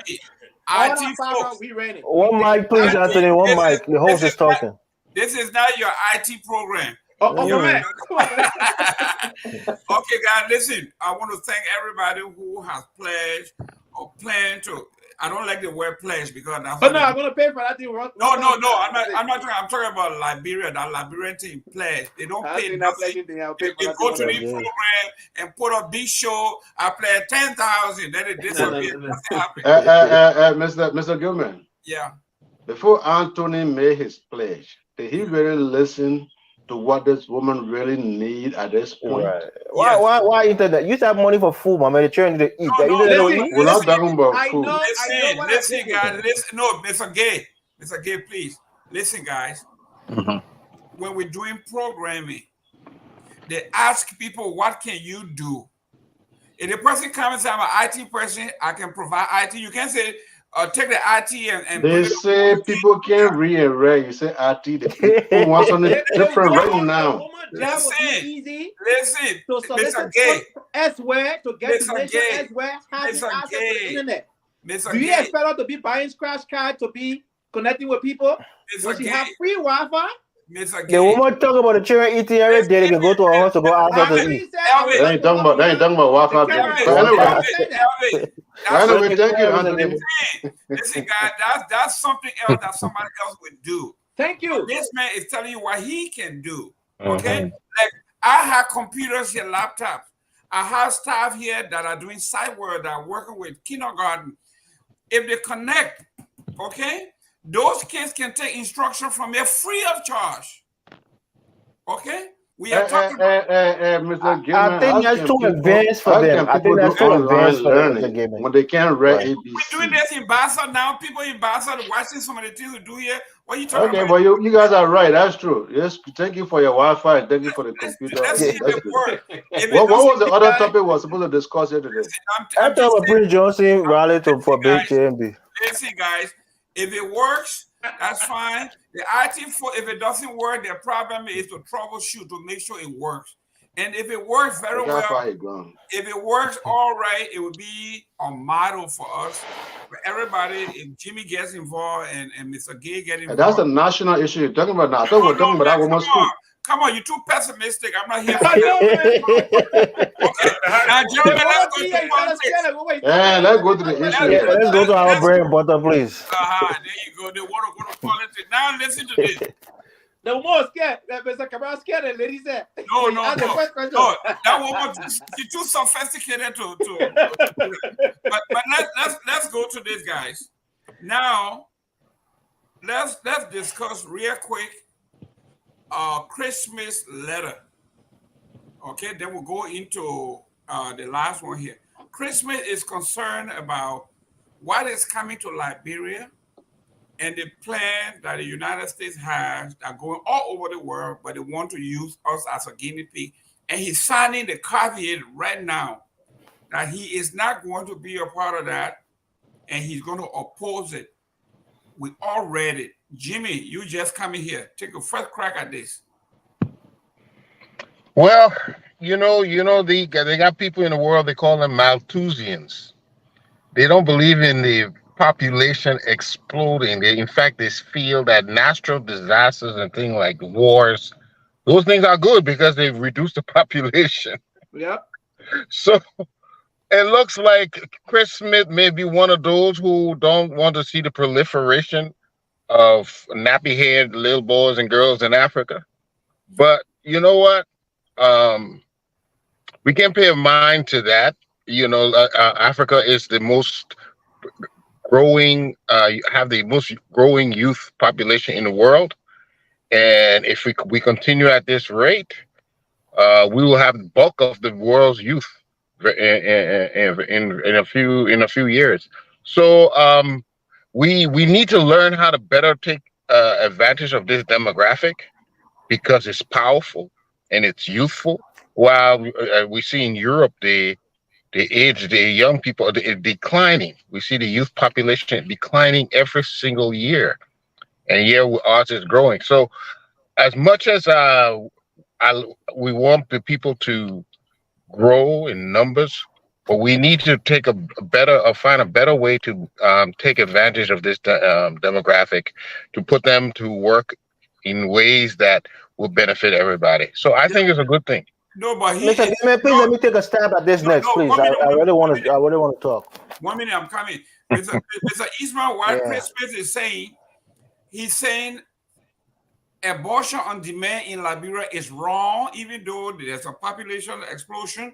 We should not have general access, free access to anybody to have abortion. He thinks it is wrong, it is genocide, and it is a crime against the African people to tell them to start having children. What nonsense. He said it is not what he wants. And I think I support that thing, that we should not, nobody should tell us why Eastern and Central Europe their population is negative, in the negative, going backward. They are old and dying, and they're depopulating. You can't bring that. You can't impose that on us here that we should stop having children because our population is growing. That's not fair. That's what he's saying. Mr. Gamer, let me respond to you. Go ahead. I completely disagree with him. You know, when you look at statistics, there's a correlation between wealthy countries having a declining population and poor countries having an exploding population. One of the things that keep people into poverty is people having too many kids they can't take care of. So that's why family planning is important. If you have 5 kids and you're selling coal or you're selling a donut on the road and you can barely take care of your 5 kids, should you be having more kids? Mr. Gamer, let me destroy that thing ever talking about. No. Just hold on. Let me get to my point. A population like Liberia, or even most African countries, are underdeveloped human population where we don't have the capacity to even lift ourselves out of poverty, and we're bringing more kids into that poverty. It's not the right thing. So just saying that we should stop abortion, or we should stop on demand abortion for women who know they can't take care of a kid. For you, Mr. Gaiman, you have the resources. You can take care of 3 or 4 or 5 kids comfortably. Somebody who is a single mother who can barely take care of 1 child, you think they should be having 3 or 4 kids when they know they can't take care of that child? So people make personal decisions when it comes to abortion. But I can tell you there's a correlation between poor countries having too many people they can't feed and people who can't take care of themselves having more kids than they're capable of taking care of. Kamara, come on here because I'm about to blow up. Go ahead. Go ahead. Yeah, they think this gentleman talking is a funny thing. Okay. Let's look at the most populated countries in the world compared to the ones that are not that populated. Let's by ratio. China. Let's talk about their wealth. India and China. India is the most popular country in the world. It's the poorest country by capital. Poorest country by capital in the entire world. Elvis, go ahead. China is the second most popular nation in the world. Is it a poor country? There are nuance, but since I can't talk, I will let you go ahead because you're asking rhetorical questions. I'm asking you. No rhetorical question. I'm asking you. Do you know the amount of people in poverty in China? In the rural area, because you see Beijing, you see Shanghai, you think everybody in China is rich? Yeah, let's see, Mr. Elvis Morris. Right. You cannot tell me that by having more abortion means we're going to be wealthy. Let me, Mr. Padmo, go ahead. Well, I think you guys are being unfair to my CDC. Thank you, Mr. Padmo. Thank you. He does have a point. I think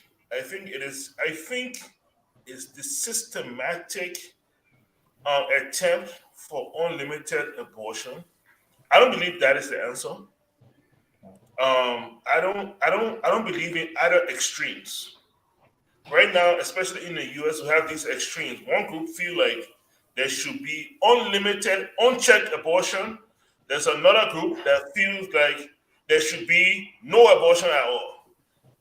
And I believe that Liberia will find its nest in the middle, where you have support for single mothers that do have children, where you have support for people that maybe might choose to have abortion, might become pregnant and do not want to keep the pregnancy, might maybe find themselves a victim of rape or incest and don't want to keep. So I believe there is a honest middle ground that Liberia will thrive in, but I'm concerned that there is this strong move to make it unlimited, make it, like you go into the drive-through window to get an abortion, and the reasons behind it, I think that's the most important part, the reasons behind it. Where there are people, let us not be naive here. There are people who are very, very invested in the failure of Liberia, the failure of the African continent. Okay, and so we have to be conscious of that. The Democratic Party. Say that again. I think it's the Democratic Party.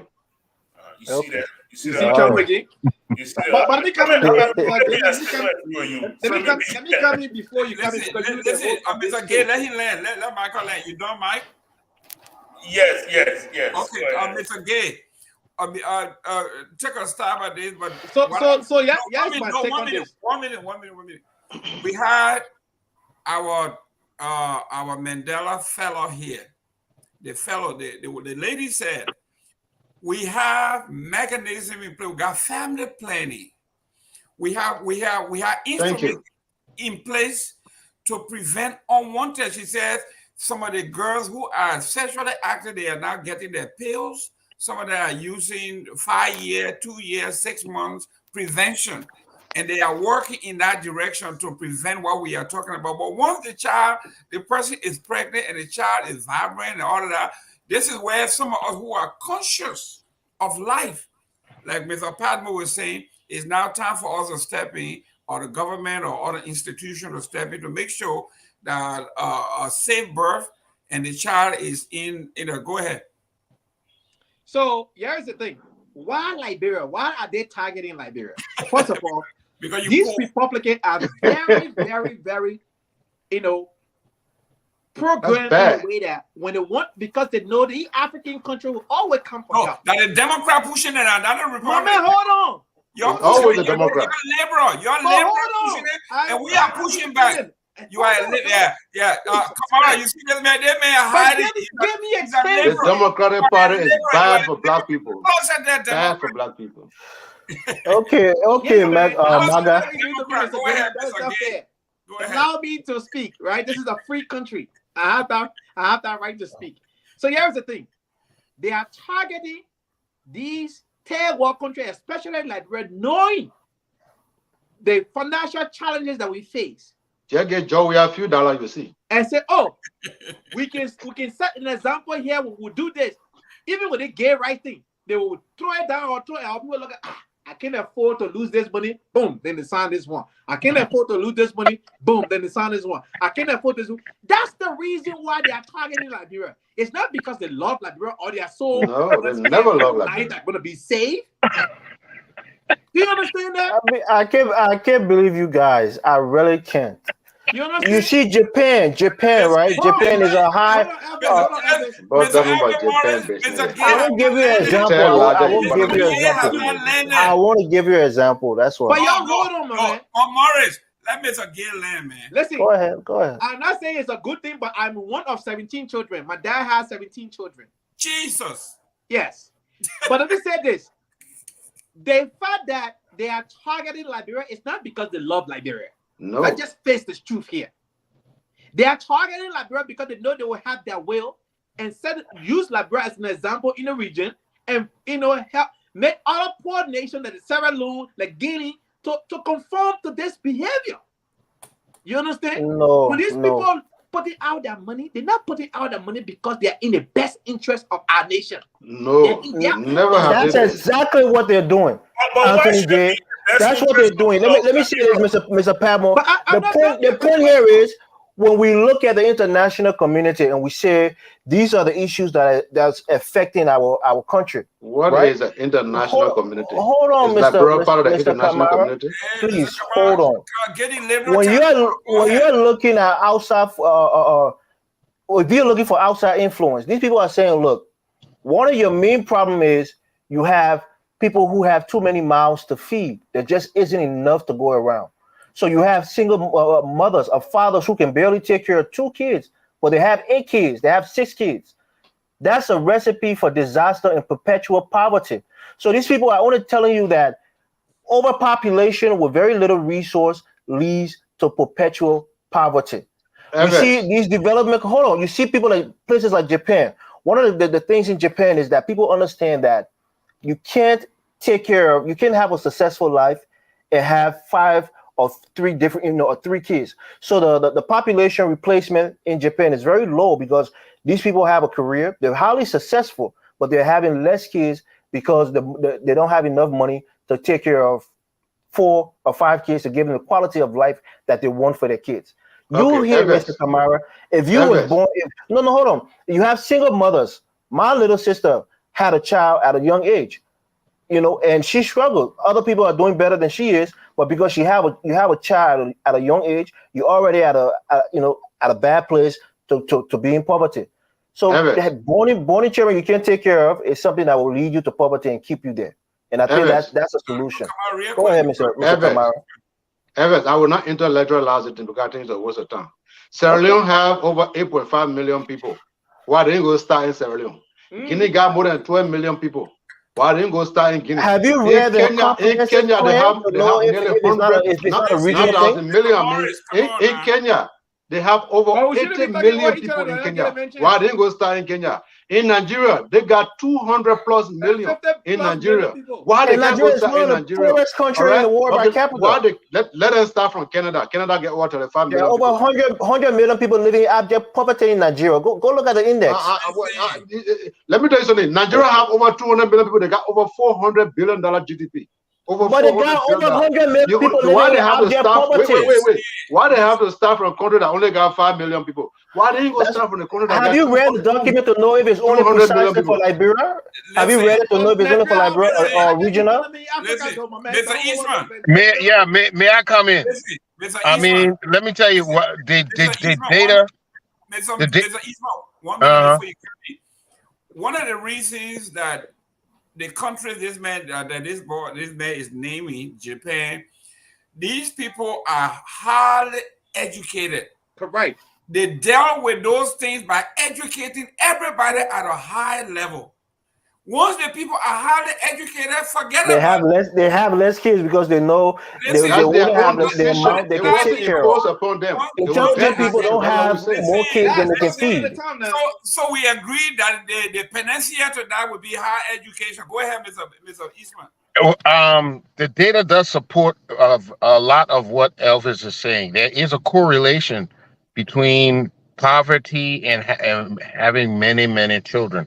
But you just mentioned the solution, and that's what I was alluding to. We have to find a way to take advantage of this demographic.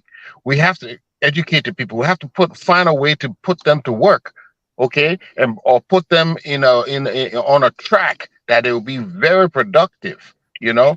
But he does mention where the data supports, but at the same time, we can turn that around by simply making sure, you know, our kids, the ones that are born, all those people you see, we call it Zugos, all those children that are getting born in the ghetto, all those children that don't have their fathers deserting them, the mothers are struggling.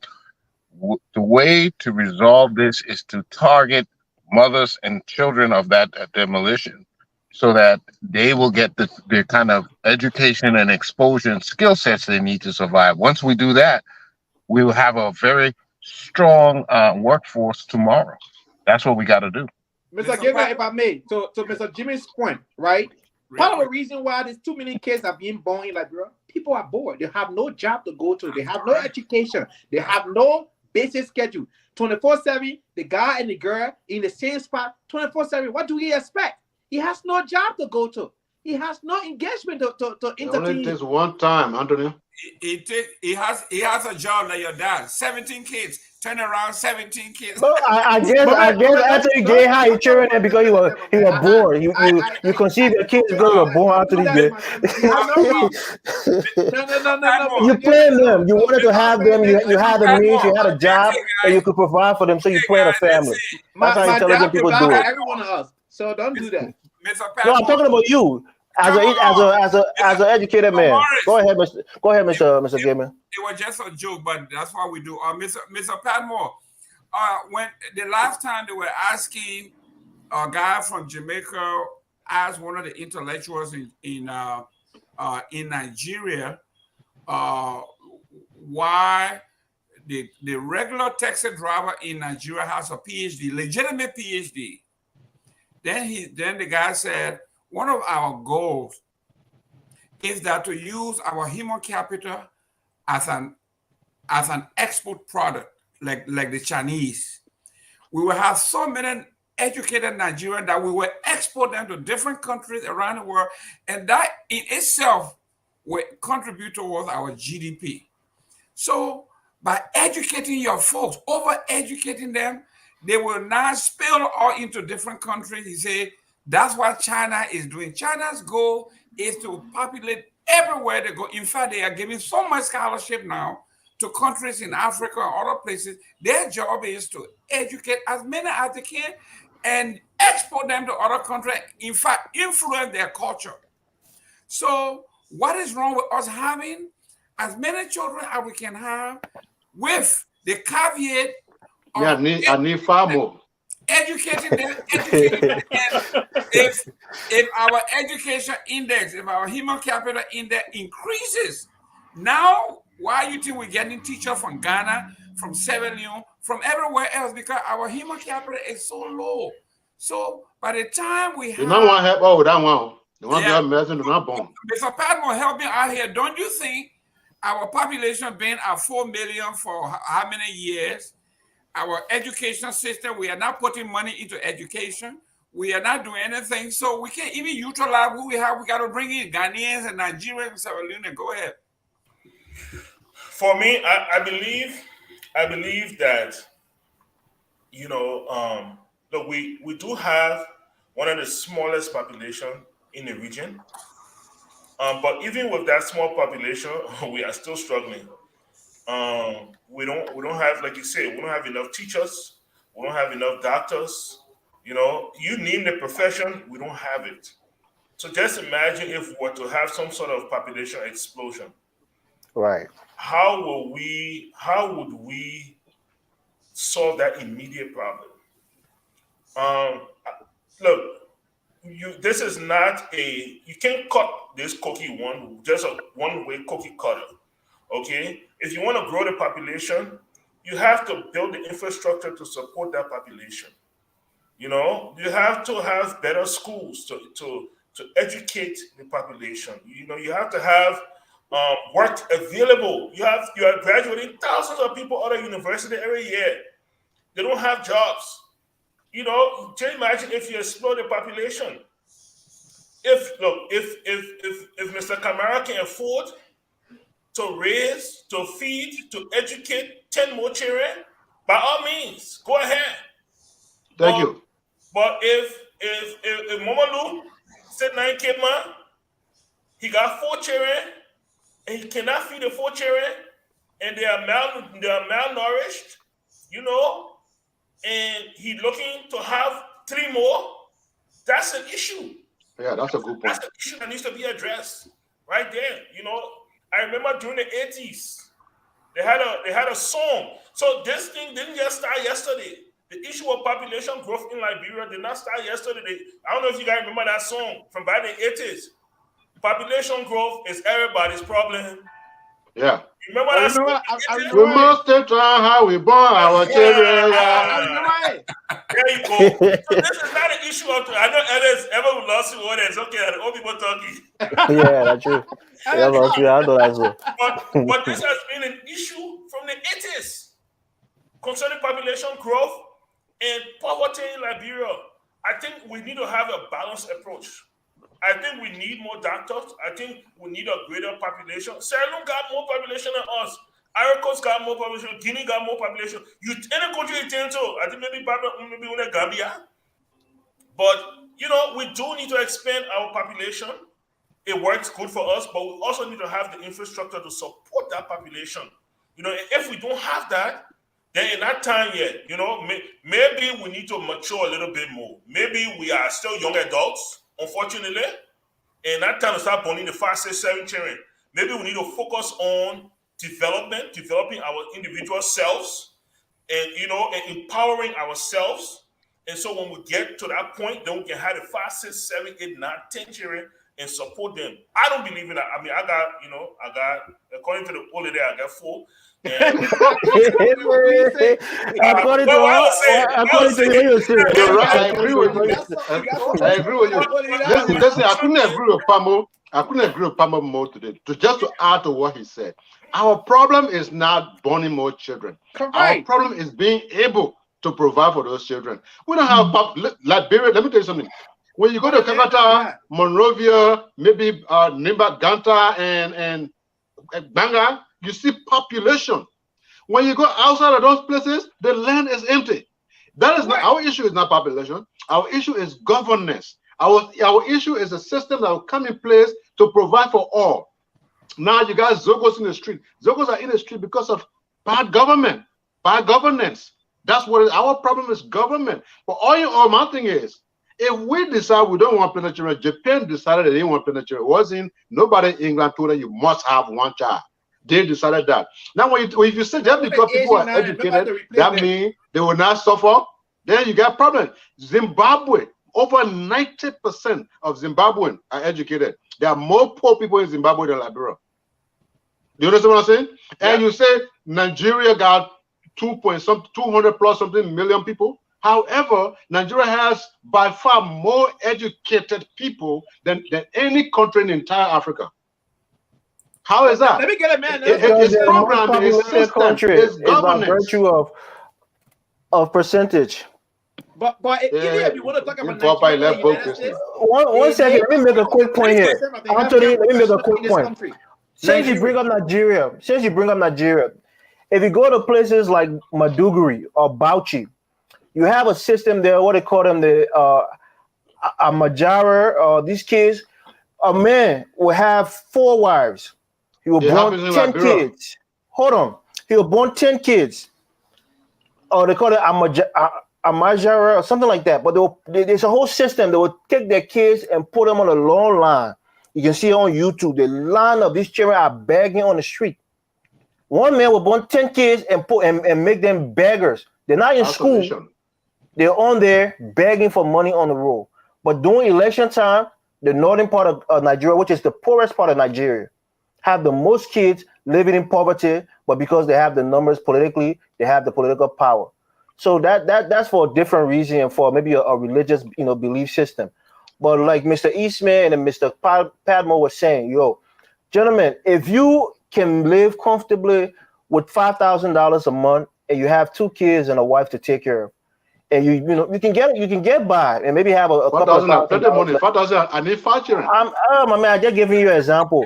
You're not going to think that 3 more kids in your household with the same income that you're making is going to give them the same quality of life that you had before when you only had 2 kids.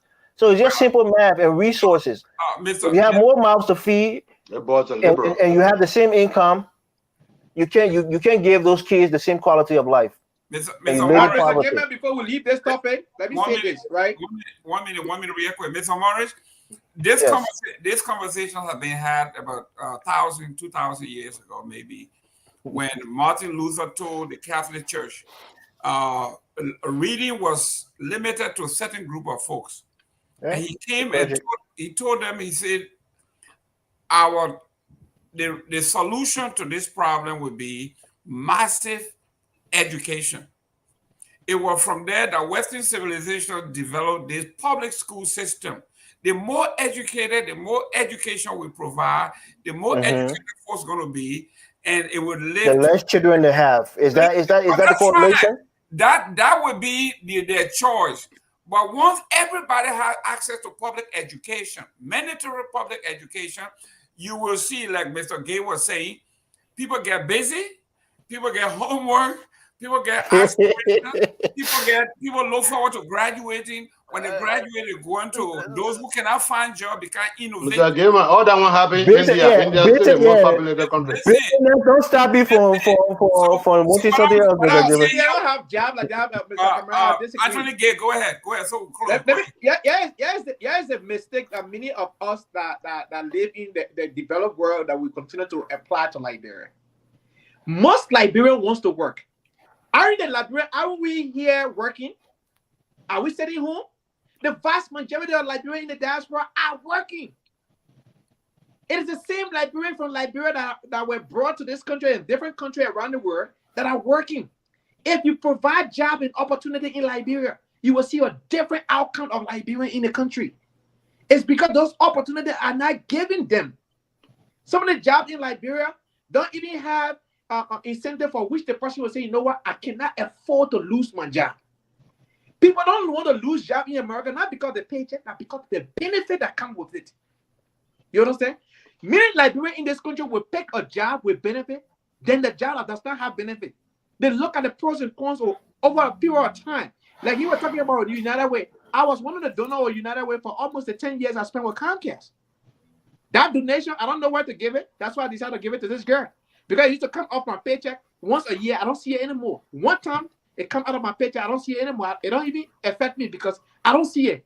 When the paycheck gets in your hand before you take that money to donate to somebody, sometimes you think, oh no, I gotta take another bill, I gotta do another one, right? But Liberians in Liberia are not lazy. The opportunity are not giving them.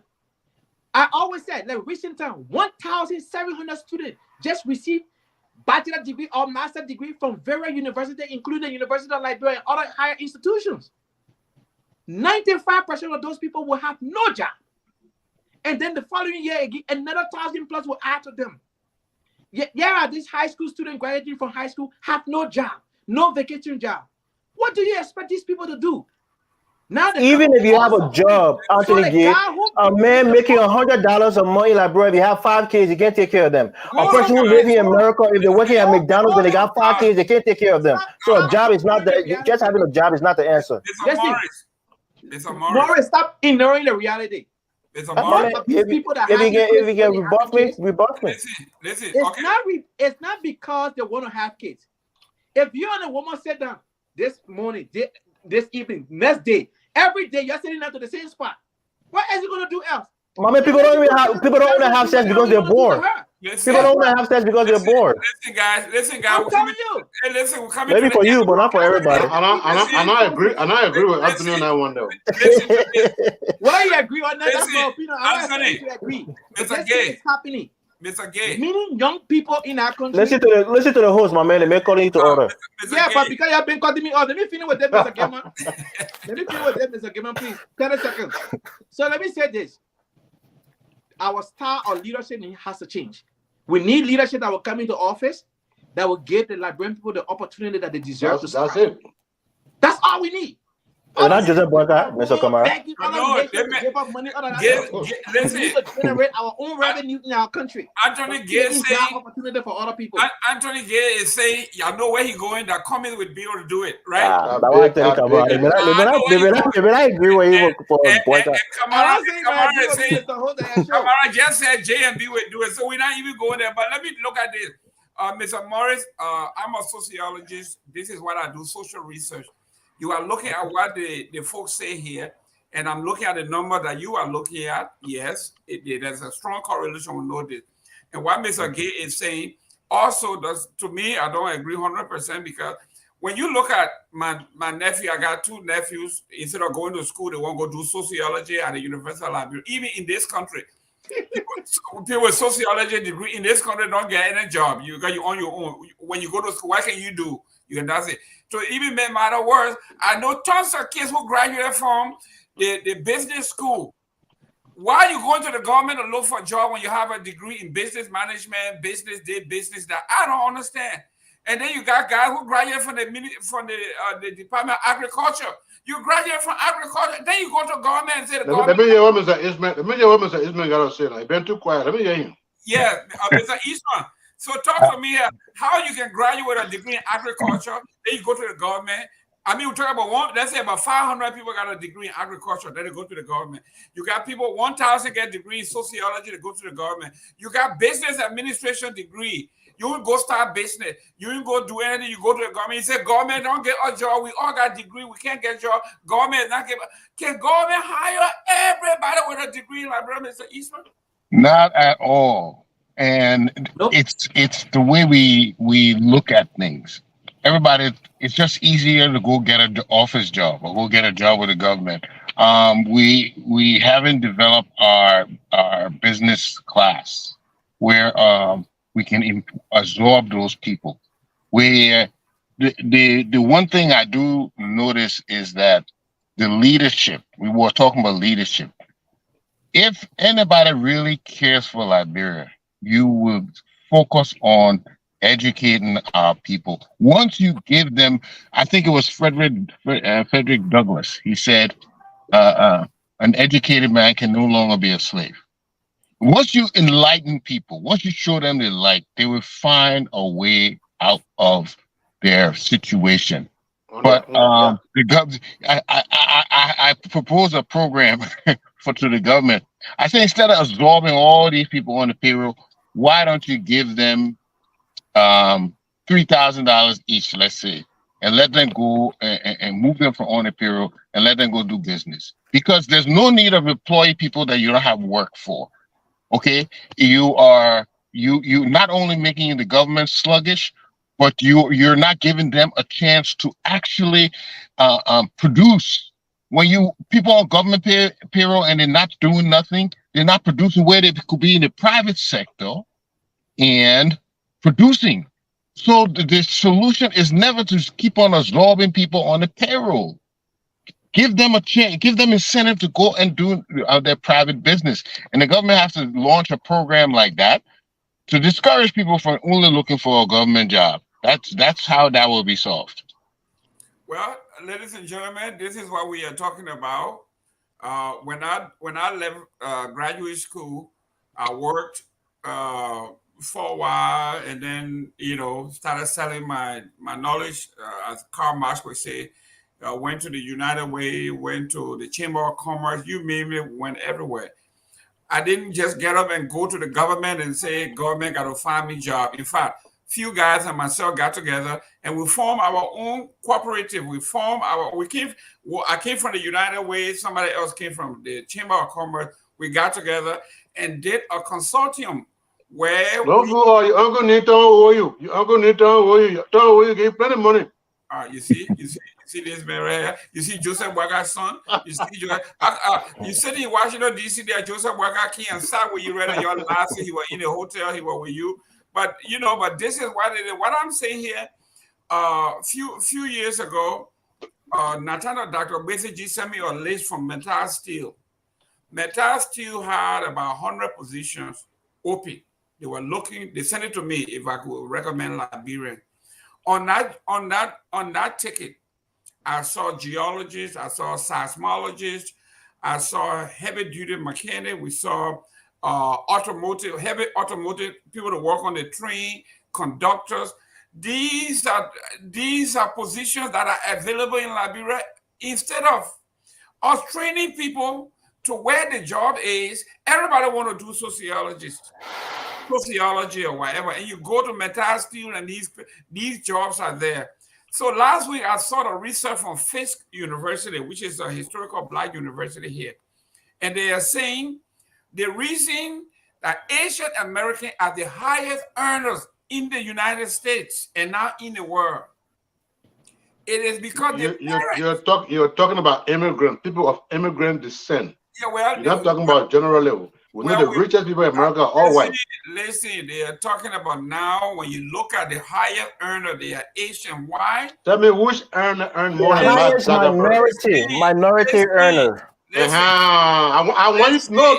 No. I want you to classify this thing. Don't just make it raw. But listen, the man said the research. The minority earner, not all American. I'm making it general. You're making it general. Yeah, we're not living here. Listen, when we are talking about kids getting out of the university system, the reason that the Asian Americans are coming into the market at $100,000, $90,000 starting salary is because their parents sit down and look at the trend and guide their children into this field as opposed to our children picking sociology. The parents will tell you, listen, now cybersecurity is I agree with you. Right. So what we are saying here is in Liberia, all my scholarship now is at Mother Patton, Stella Marie, and those areas where you can do electrical engineering. I agree with you. Those are areas that when the kids graduate, they will get jobs. But if you let your child go, you get they can even develop the country. I agree with you. There you go. If you have your children, they all go do sociology. But because they lazy. Mr. Given, you did sociology. You did sociology, and look how well you are doing now. Oh, I didn't want to do that, but I went to graduate school. Let it go live in Labro. And then from there, I went into business. So I added onto my. Look at that baby. Man, you know the problem in the country? The problem in the country is not about degrees. It's about having a weak private sector. Because you can have all your degrees. The only stable employer in the country is the government. Right. Whose fault is it? Is there any industry? Whose fault is it? What's wrong with and gay getting together and forming an IT corporation in Liberia that can hire 100 Who's going to protect their company? Huh? Who's going to protect their company? What do you mean? What do you mean? Go have Mosability. The people went over there and opened storage facility. They spent over $15 million. What happened? Mosability took it from there and went to court, and nothing came from all of it. Well, people had to leave the country. And Mosability is about to lose 400 employees because the people took the contract from him. But listen to this. I knew the ASD people are going to jump to defend their own devil. So this is the problem we're having. Listen, who's going to protect Anthony and Aves? Who's going to protect them? The AA corporation. Who's going to protect it? Guys, we're talking something. We're not talking politics. We're talking about systemic system. No, but I'm asking you now, the AA corporation. Who's going to protect them? Well, listen, we are from Liberia. We protect ourselves, but I'm telling you, for the private sector to be strong, we have to have a private sector of people who are doing product that people desire. How come what about Uri and Taylor came there? They knew that telecommunication was the way to go. They opened Lone Star and know what they have done. The man was protected. They were protected. The man was maritime commissioner at the time. Listen, I'm not far enough. Listen to this. You can say all you want to say, yes and no, but yeah, because our CDC government, so we can say all we want to say. Nobody protecting the people. Why should you have two companies in Liberia with cell phone? But listen to this. I think Mr. Kamara is also right that when you have people looting and stealing and you take them to court and they walk, look what happened to Global Witness and Vanny Sherman. If the U.S. have not got to involve Vanny Sherman, look what happened to the $100 million drug. They walk free. Yeah, there you go. The drug walk free. The government own Solicitor General took the people to court, and the people he took to court, they're not even on the charge sheet. But that's one of the main deterrents for people investing in Liberia. The judicial, the system where people can get the legal address on matters like that, because of that system. Because that system is so warped. That's why people don't want to invest in Liberia. That's one of the main things you have to change if you want to bring investment in that country. But you know what Mr. Tommy said? Good investor will not come to Liberia and say, "Oh, the man hates the country." No. Now the other man, he not going to talk politics. You know, Mr. Gibbon will not want to hear you. You see, Mr. Kamara. Good investor will not come to Kamara. under this atmosphere. Yeah. No investor want to come to this country under this particular atmosphere. Nobody Your asset will not be protected. Listen, let us not talk Anthony, let a man host the show, please, brother. Let's talk Yeah, about because I am man cutting me off, so you're happy. Mr. Gilman, Gilman, I went to register a simple gas station, something that I have not even started operating. I only bill it. To go register it, the people not get ink. The coroner at the Ministry of Commerce, I have to bribe to register that gas station. Oh yeah. How much you paid to the Liberian government tax last year? But let's I'm a businessman talking to you. You expect the government to give you all of these services when they barely collect taxes from the citizens. That's what runs the government, the taxes from the citizens. We barely pay taxes in that country. Go ahead, Mr. Goodman. Evans, I get 2 houses in Liberia. You can just be talking blah. I know, my man. Mr. Kamara, I think this one is not about partisan because in 2006, I had to buy my own land twice. In 2006, my own land, I had to buy it twice. Yeah. And then they sold the land to me, then sold it to somebody else. We got entangled in court. And I know you want to link Unity Party there, but at least at that time they were bringing companies. I'm telling you, it is not partisan specific. Even it's happening now as we speak. People are individualistically, yeah. But as far as bringing concessions, the previous government were doing better. It's a system. There you go. You see, we're not going to discuss it now. You're going to bring it to a party. Yeah, but every time you get choked, you don't want to discuss it. 64 bogus concession deals. 64 bogus concession deals. We have to address but why your owner? I think the other book were bogus. Why you can't bring some? They want steal, and the government line on the steal. 66.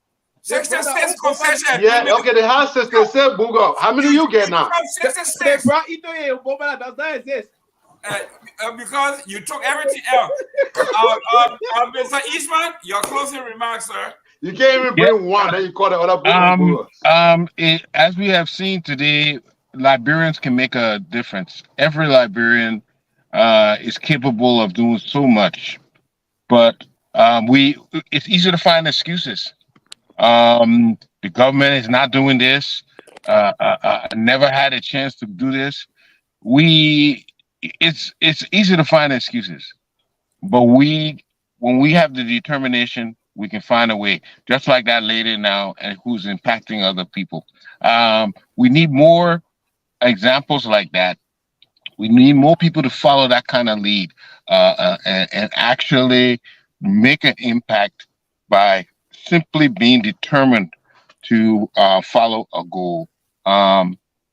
If each of us, stay determined toward a goal, we will reach our final destiny. But at the moment, pointing fingers, looking in the past at the things you cannot change is not the way to go. Look in the future and use a goal and determination to reach that. Thank you. Mr. Padmore, thank you for coming back, man. I know it's been very busy. Take your time to come on. Yeah, no, it's closing. Yeah, so I'm very encouraged when I see Liberians taking initiatives. So I'm very encouraged by Madam Wornee, what she's doing. I hope she receives the necessary support that she needs to make this successful and hopefully to expand it across the country. On the abortion issue or the population control issue,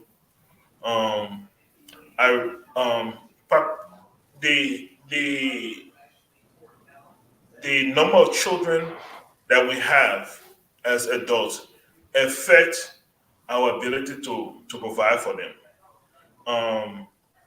And I believe that the answer is not ready-made abortion. I think the answer is education. I think the answer is informing, giving people the information. How much does it cost to take a child through university? How much does it cost to feed those children? Going at the days when we had 10 children because we had beef farm to cut. And the more children, the more hands you had available on the farm. Now we're looking to educate our children and give them the best opportunity to succeed. And I think that's where, so I don't believe that abortion is a one-cut-size-all. I think there are multiple approaches, and we need to do that. And of course, I will not leave with all my political input of the day. I saw a quite impressive video of a quite impressive crowd in Bon County. I thought the Wayne Nima was going to mention. I'm not Bon County. Let me finish my So you want to go there? Can I close, please? Quite impressive crowd with JMB. But what was even more impressive was I heard a chant of PYG. PYG. And I think it is something that is left to be discussed. And I will end there. Right. Thank you so much. Yeah, I think next week we'll touch on it maybe. PYG instead of JP. Yeah, Mr. Kamara said. Yeah. You're closing. It's unfortunate. I was really going along with Padmore. This is one of the first days where I just almost agree with him. Then he jumped to JMB because he put Pambodo on the white cloth immediately. But let me just say this to any young girl out there. If you worry about whether you can when you get pregnant, somebody will take care of your baby, get pregnant for me. I can get as many of you pregnant. I want to. Are you kidding? Are you kidding me? Hey, no fear, no hesitation, no regret. I am only doing the Lord's job. That is why I have seed in me. Even when I'm 98 years old, I still have seed enough to produce because the Lord says so, and that's what I will do. Let me say thank God for the young lady who was on here. I don't know if the word young lady will be offensive, but for the woman who was on here, I wish her all the best. Mr. Gilman, don't forget to text me her WhatsApp or whatever contact. And however way I can contribute, I will. I hope she takes some of our questions as just some tools that she can use, because we all have one way or the other something to add to the table. Let me tell you something. I know we no longer colonized, according to most people, or we were never colonized in XYZ. Most African countries were colonized and they got rid of colonization. Liberia is still colonized. And this is why the Democratic Party always want to try their experiments on Liberia. Gay right, the first focus is where? Liberia. All you got to do, tell them if you don't agree, the funding that we're giving through USAID to you guys, we will stop it. And Joe Will will sign. Now they come up with some abortion crap. If Liberians decide not to have many children, Liberians will do that on their own.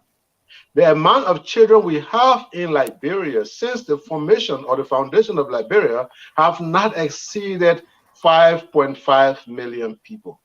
That means whether or not we are told, we are very moderate as to how we have children. We are adults here. We have our own country over there. We determine what works for us. We have land in abundance to the point where Evers can go to Grand Bassa and buy a whole acre of land for under $800 in Grand Bassa County, in his own place where his mother comes from. He can do that. We don't have issues with population. We have issues with governance. We have issues with leadership. But let me address this brother about a bunk county, something he talked about. All right? You didn't forget? The point of going to Bunk County and Nima County was to rally the people, was for the people to know that the time has come. We are ready to shoot. We are ready to go. You saw the crowd. This is Joseph Barker, probably second trip to Nimba County in several months. Alexander Comey has been to this place at least 10 times a year. He can only have 4 people there. So the thing is, I can understand where the jealousy is coming from. I can understand why he's scared. He's really scared. Prince Johnson is the owner of Nimba County, as politically speaking, and therefore you expect that they will yell Prince Johnson's name. But what you saw in Nimba County, I can tell from your voice, and my brother Pamo, you're sick. Your body hurting, all your hair hurting. You give up. Thank you for having me, guys. Thank you. Your car road tour your own. You're from the car road. They won't know you're doing tour. Let them running from here to Nima and back on the car road. Mr. Gay, go to Lopaka Day. Let's see. Mr. Gay, no, you will go through 7. Go ahead. Hey man, this was a very interesting program, especially the first segment. I know the second segment was just having fun, getting our political stuff out of our chest.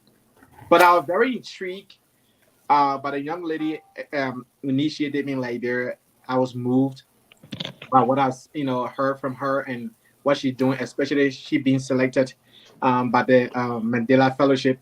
That is huge for her foundation, and that is huge for the initiative that she's doing.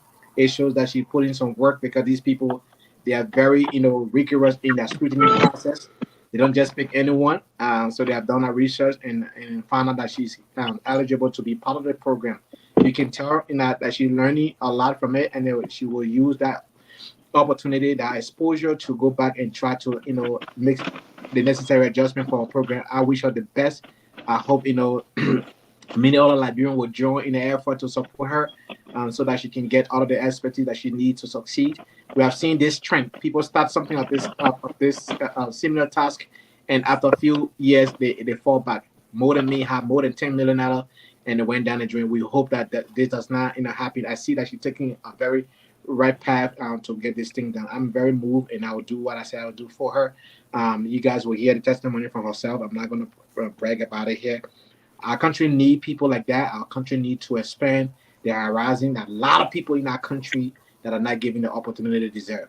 On the last part, look, poverty has a way of deteriorating one's ability to logically make a rational decision. And that poverty leads to a whole lot. That poverty gave us Zocos today. That poverty giving people having children out of control, young children, 12, 13 years old, having babies and when they're still teenager and all of the different things. It's poverty, right? Other wealthy nations, they are having that situation, but not at the rate of Liberia. And so when we're talking about people having jobs, people having opportunity to educate themselves, people having other initiative, other opportunities, to them for them to be basic. It is not a joke. Poverty is dangerous. It is the root of many circumstances in Liberia. The Zoko issue we're talking about today, most of the root cause of the Zoko are poverty. That poverty. Some people are trying to equate that to like American drug issue. American drug issue is opioid. Opioid is pharmaceutical drugs. Somebody get injured, they start taking painkiller, they get addicted to painkiller. It's a different ballgame than a person who never got injured and because of condition or peer pressure in the community and start smoking. You gotta be able to distinguish these two. Sometimes I hear this thing when you go to a place that called Vermont. What's that? Senator Brandon Center State. It's the #1 country in the world. I'm in a state right now that is a #1 in Switzerland. It's a small country in America, less than 1 million people. State. I'm sorry, small state in America. I mean, less than 1 million people, but they are #1 in Switzerland per capita in the state of Wyoming. You gotta be sometimes so. When we rather compare things, we have to compare apple to apples and orange to orange. Not because they are all fruits, so we can mismatch them. They are all unique in its category, right? So my thing with that whole situation with the abortion thing, and they try to make it like brother example, they just try to shove it down our throat. Y'all beg too much, so we'll use this opportunity to bend your hands, to bend your decision making on the way we think we should do it. All right, Liberia is doing well for the land that we have. If we do population density, spread the people even there on the land of breadth of Liberia, we will have a lot of land spaces.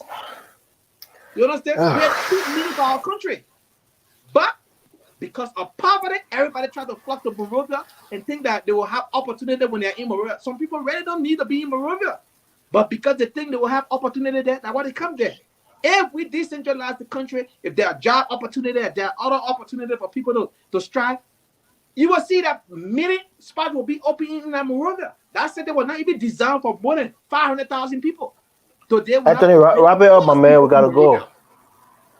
So I just want to say thank you, Mr. Gaiman. I was very impressed with that with the first segment of the show. The one we're doing right now is just poking at each other, showing at each other job. We're freestyling. We just freestyling, just like you regularly said, Mr. Camara. But hey, I was shocked that JMB Nee was not chanting and was chanting P-Y. Yeah, whatever, man. Okay, thank you very much. Mr. Morris. Thank you, Mr. Gaiman. I would say this: I'm no genius, but I will tell you two suggestions that can help our country move forward. In America, there's a saying: there's only two things that's for sure in this life: it's death and taxes. Our government should be a staunch tax collector, regardless of how. My man, is it death and taxes? That it's a saying. But our government should collect taxes from every able-bodied citizen who is making any kind of money that will help them to facilitate the services to the people of Liberia. And then my second one is an appeal to Liberians to find your entrepreneurial spirit. This country was not built by quote unquote the government.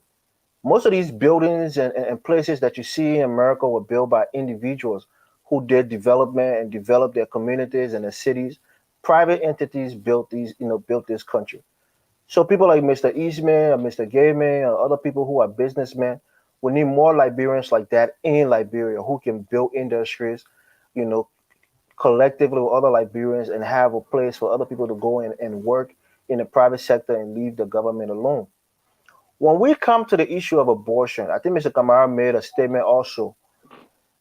One of the the thing for kids to be successful, they need a two-parent household. So Mr. Kamara talking about you can pregnant all the young girls, and then you got a means to take care of them. That's not what a child needs. A child needs two-parent household, a loving household with both mother and father. And so Liberian people don't have kids that you are not capable of taking care of. It leads you into poverty and it keeps you there. So just having kids for the sake of having kids is not the solution to your problem.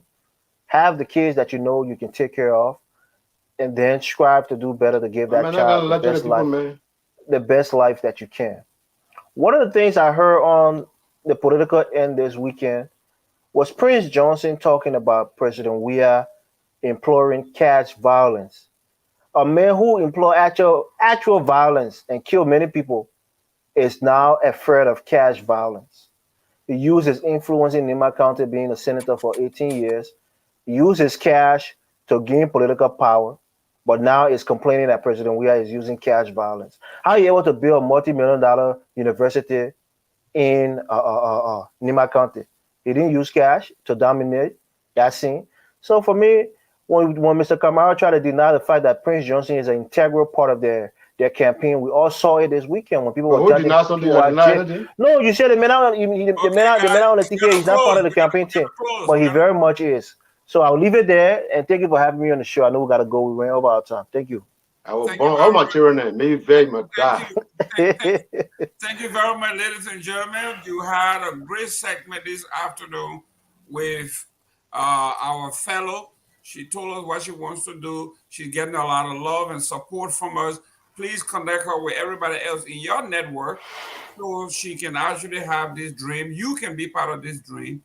And a year from now, we can all say we were there from the beginning. We want to thank you. Next week, we're going to be talking about the different campaigns that are going on. We'll be looking at JMB in Nimba. We'll be looking at McGill in Magibi. We're going to be looking at Gonglo in Bond County. And we're going to compare and contrast. But it was comical when I heard Mr. Prince Johnson say, when we come to power, we are going to arrest the murderers, the killers, the rapists. And I'm sitting there with this man. I want to help business. We just want a number for Nimba County. Whatever you do after war, I help business. Something is wrong. The man going to arrest himself on two of those things. Right. The murder and the killing, he will arrest himself. Ladies and gentlemen, next week, same time, same place. If it's 4 o'clock, it's on point. Thank you, gentlemen, for coming in. Thank you. All right.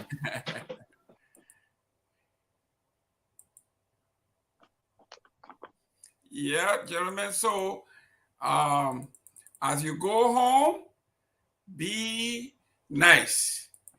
Ladies and gentlemen, please help our folks who are helping to rebuild our country. Please go out there, call the young lady. We are going to have her numbers. We're going to have her contact available, and you need to call, make your contribution, do as much as you can to make it work. Thank you very much. We end our show with our regular song. We are Labira. Labira is our home. Labira people.